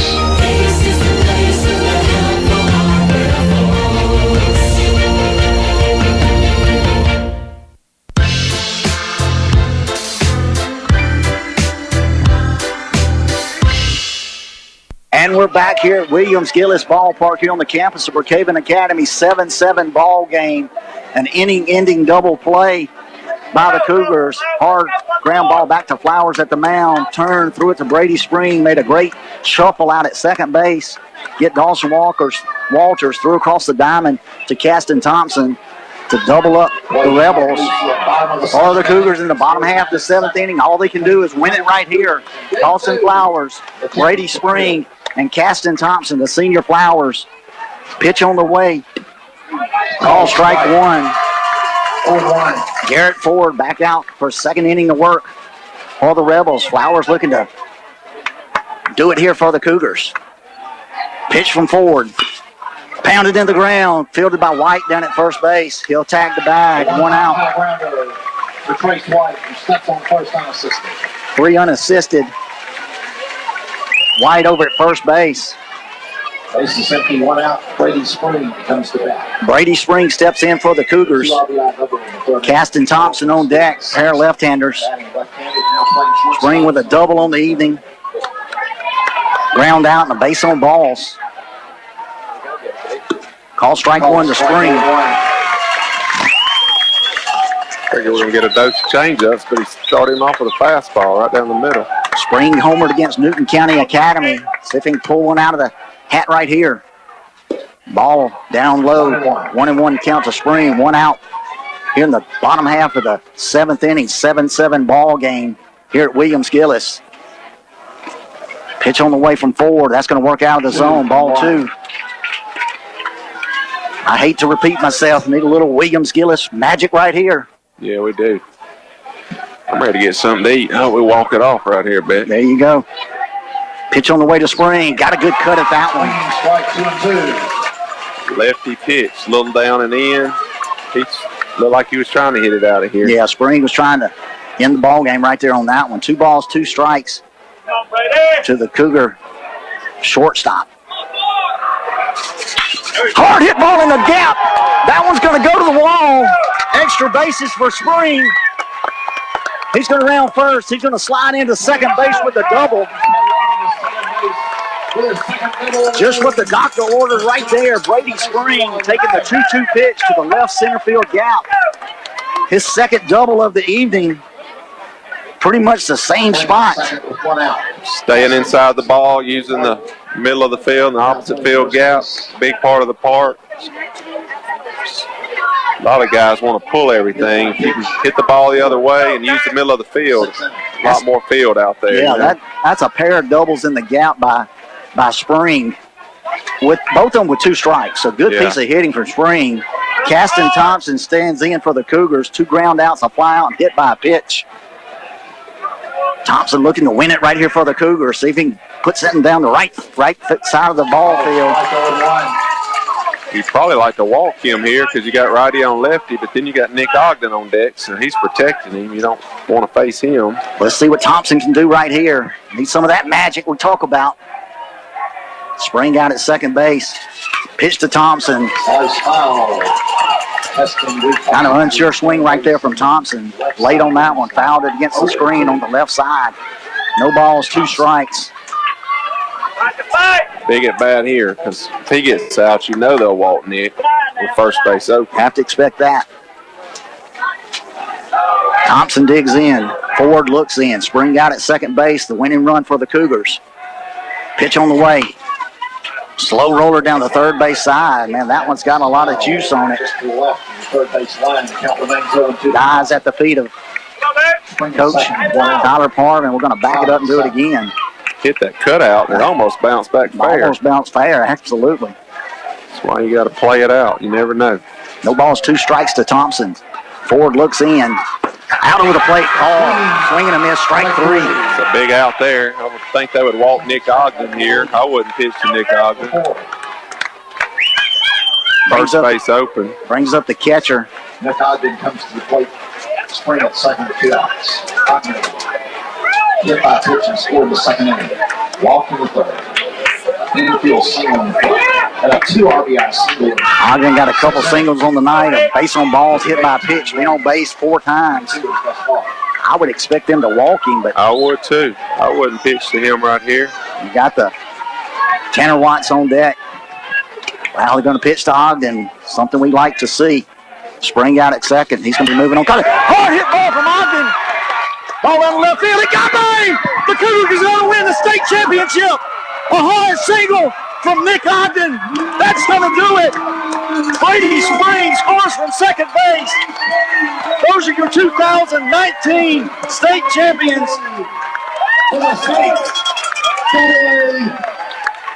Nick Ogden. Ogden's going to have to get back on first base. No, it should.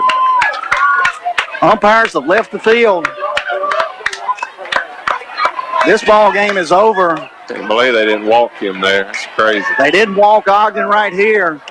At least create forces.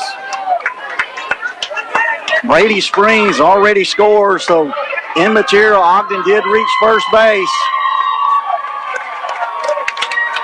A 2-out single, a screamer to left field. They chose to pitch to Nick Ogden. Drove it to left field. Brady Springs moving on contact. Went off the high bounce off the left fielder's shoulder. Brady Spring scored standing up. There's your defending AA state champions in the Brookhaven Academy Cougars. Woo-hoo, mercy. Some of that Good Williams game. Gillis magic, Coach. Yeah, we just kept fighting, kept battling. What about Caston Thompson? Keep pitching, keep battling. 8-7 Great team ball win. game. Wow. Tell you what, let's give it back to the studio so we can regain our composure here at Williams Gillis. 8-7 victory in the state championship for the Brookhaven Academy Cougars. 2 minutes down the line, Jeremy. Give me 2 minutes. We'll be back. Trophy presentation here at Williams Gillis. You're listening to BA Championship Baseball here on B92.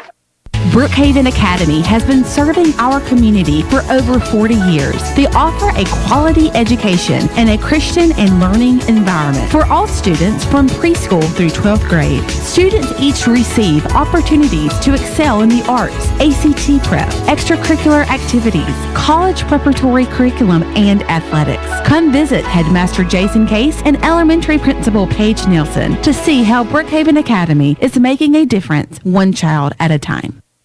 Memorial Day is Monday, May 27th, but Paul Barnett Nissan is not waiting for Memorial Day to celebrate. Save during the special pre-Memorial Day sale and customer appreciation days, Friday, May 17th and Saturday, the 18th. Refreshments will be served, and you can take advantage of the biggest incentives of the year on Nissan cars, trucks, and SUVs. It's an old-fashioned celebration, May 17th and 18th, only at Paul Barnett Nissan, Brookway Boulevard, Brookhaven. See more at pbnissan.com. Isn't it time you experienced the difference at Paul Barnett Nissan?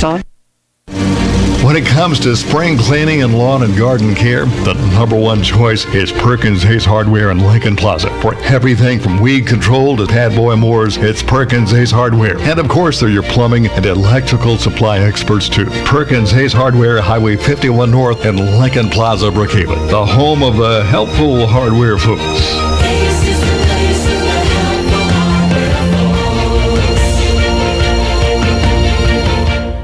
Being good at life means treating your business like your family, making sure that everyone's on the right path toward financial security. With over 170 years of expertise, New York Life Insurance Company can help find the best plan for your business and the employees who help it grow. So give Kelly Hallred, your local New York Life agent, a call. He can also help you plan your family's financial future. You can reach him at 601-833-0604 or look for him at newyorklife.com.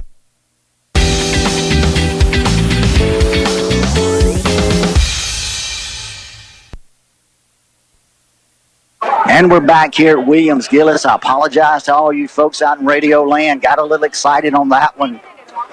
But that was worth the price of admission, Coach. Let's recap it here in the 7th inning. Dawson Flowers led it off. A ground ball out to the first baseman, Trace White. Brady Spring with a two-out double in the left center field gap. Strikeout by Caston Thompson. First base open. They chose to pitch to Nick Ogden, who had 2 hits on the evening, had been on base 4 times already. Ogden took a 2-1 pitch, drove it hard between shortstop and third base out to the left fielder. Brady Spring moving on contact. I don't think they would have got him if he had fielded it cleanly. Went off the left fielder's leg, allowed Spring to score easily and win the back-to-back second state championship in as many years for the Brookhaven Academy Cougars. And, Coach, I just don't know what to say. This has been a heck of a run these last 12 ball games for the Cougars. 12 win streak for the Cougars. We looked at the Cougars earlier in the ball. Wow, can't even talk. Earlier in the year, they were scratching to get people in right positions. Their coaching staff did a really good job. Yeah. You know, you got basketball that goes late, and then you got cold, and then this weather this year was probably the worst baseball weather we've had since I coached or umpired or did anything. And then they had a lot of young guys in key spots, but the coaching staff did a really good job of getting the guys in the right spots. And good teams always get better as it goes, and they always peak late, and this team did that. There's no doubt about that. So hats off to all the players, coaches, everybody involved. I enjoyed watching them. It was fun.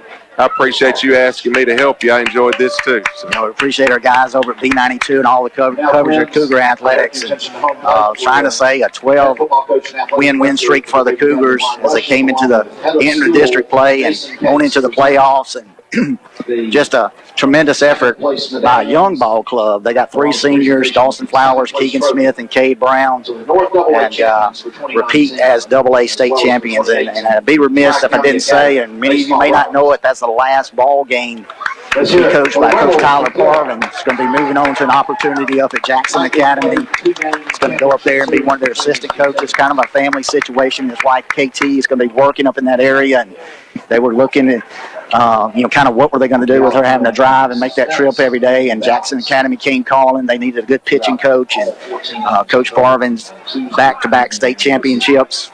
And if you look back, he pitched a state championship for the Cougars back in 2010. So a little known fact from a friend over Brookhaven Academy grad, Cody Wayne Richardson, said 3 teams in the last 10 years have won state championships: Brookhaven Academy, Jackson Prep, and Central Private in the association. So a huge win tonight, 8-7 win for the Cougars. We'll look at some of the stats. Cade Brown with 1 hit on the evening, scored twice.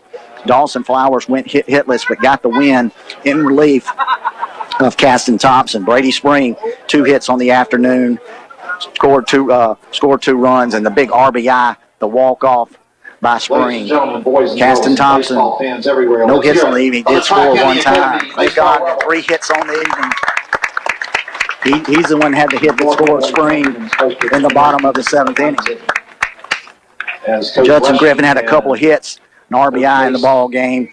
Colin Waldrop, a hit in the ball game as well for the Cougars. 7 runs, 10 hits for the Rebels. 8 runs, 10 hits for the Cougars. And the AA state championship trophy is being handed out. The runner-up trophy goes to Tri-County Academy, and now the presentation of the medals and the championship trophy for the Cougars. Well, Coach, you couldn't draw it up any better. We had just a crazy ball game on Tuesday night. The Never Say Die Cougars came back on 3 occasions to win it. They got down tonight by, 4 runs, 5 runs, kept battling back, and you said it, just got to chip away, get one at a time, play conservative. They've hit a lot of good balls out there. They made some great plays on defense. Walters made some plays early in the ball game. Garrett Ward out in right field made some plays. But the balls found some holes late in the ball game and pushed that 8th run across for the Cougars. They did. A lot of work goes into this.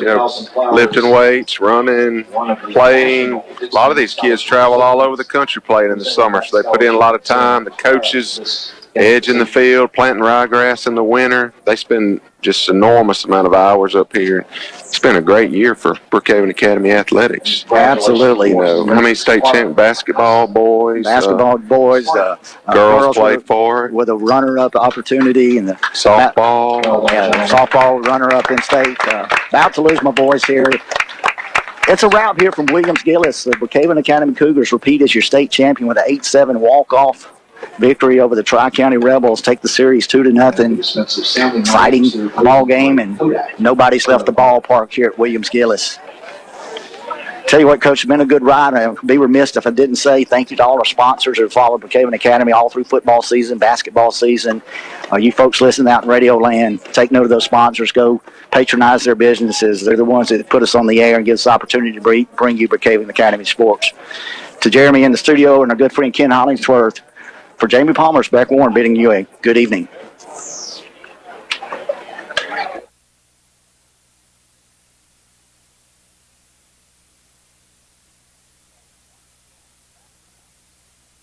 The legends of country music, country's newest stars. Now you don't have to choose because they're all right here. WBKN FM, Brookhaven, B92.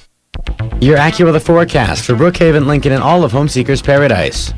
Clear and moonlit skies for tonight with a low of 60. Quite nice for tomorrow with an abundant amount of sunshine and a high of 87. Mostly clear skies tomorrow night with a low of 66. Pleasant on Saturday with periods of sunshine and clouds.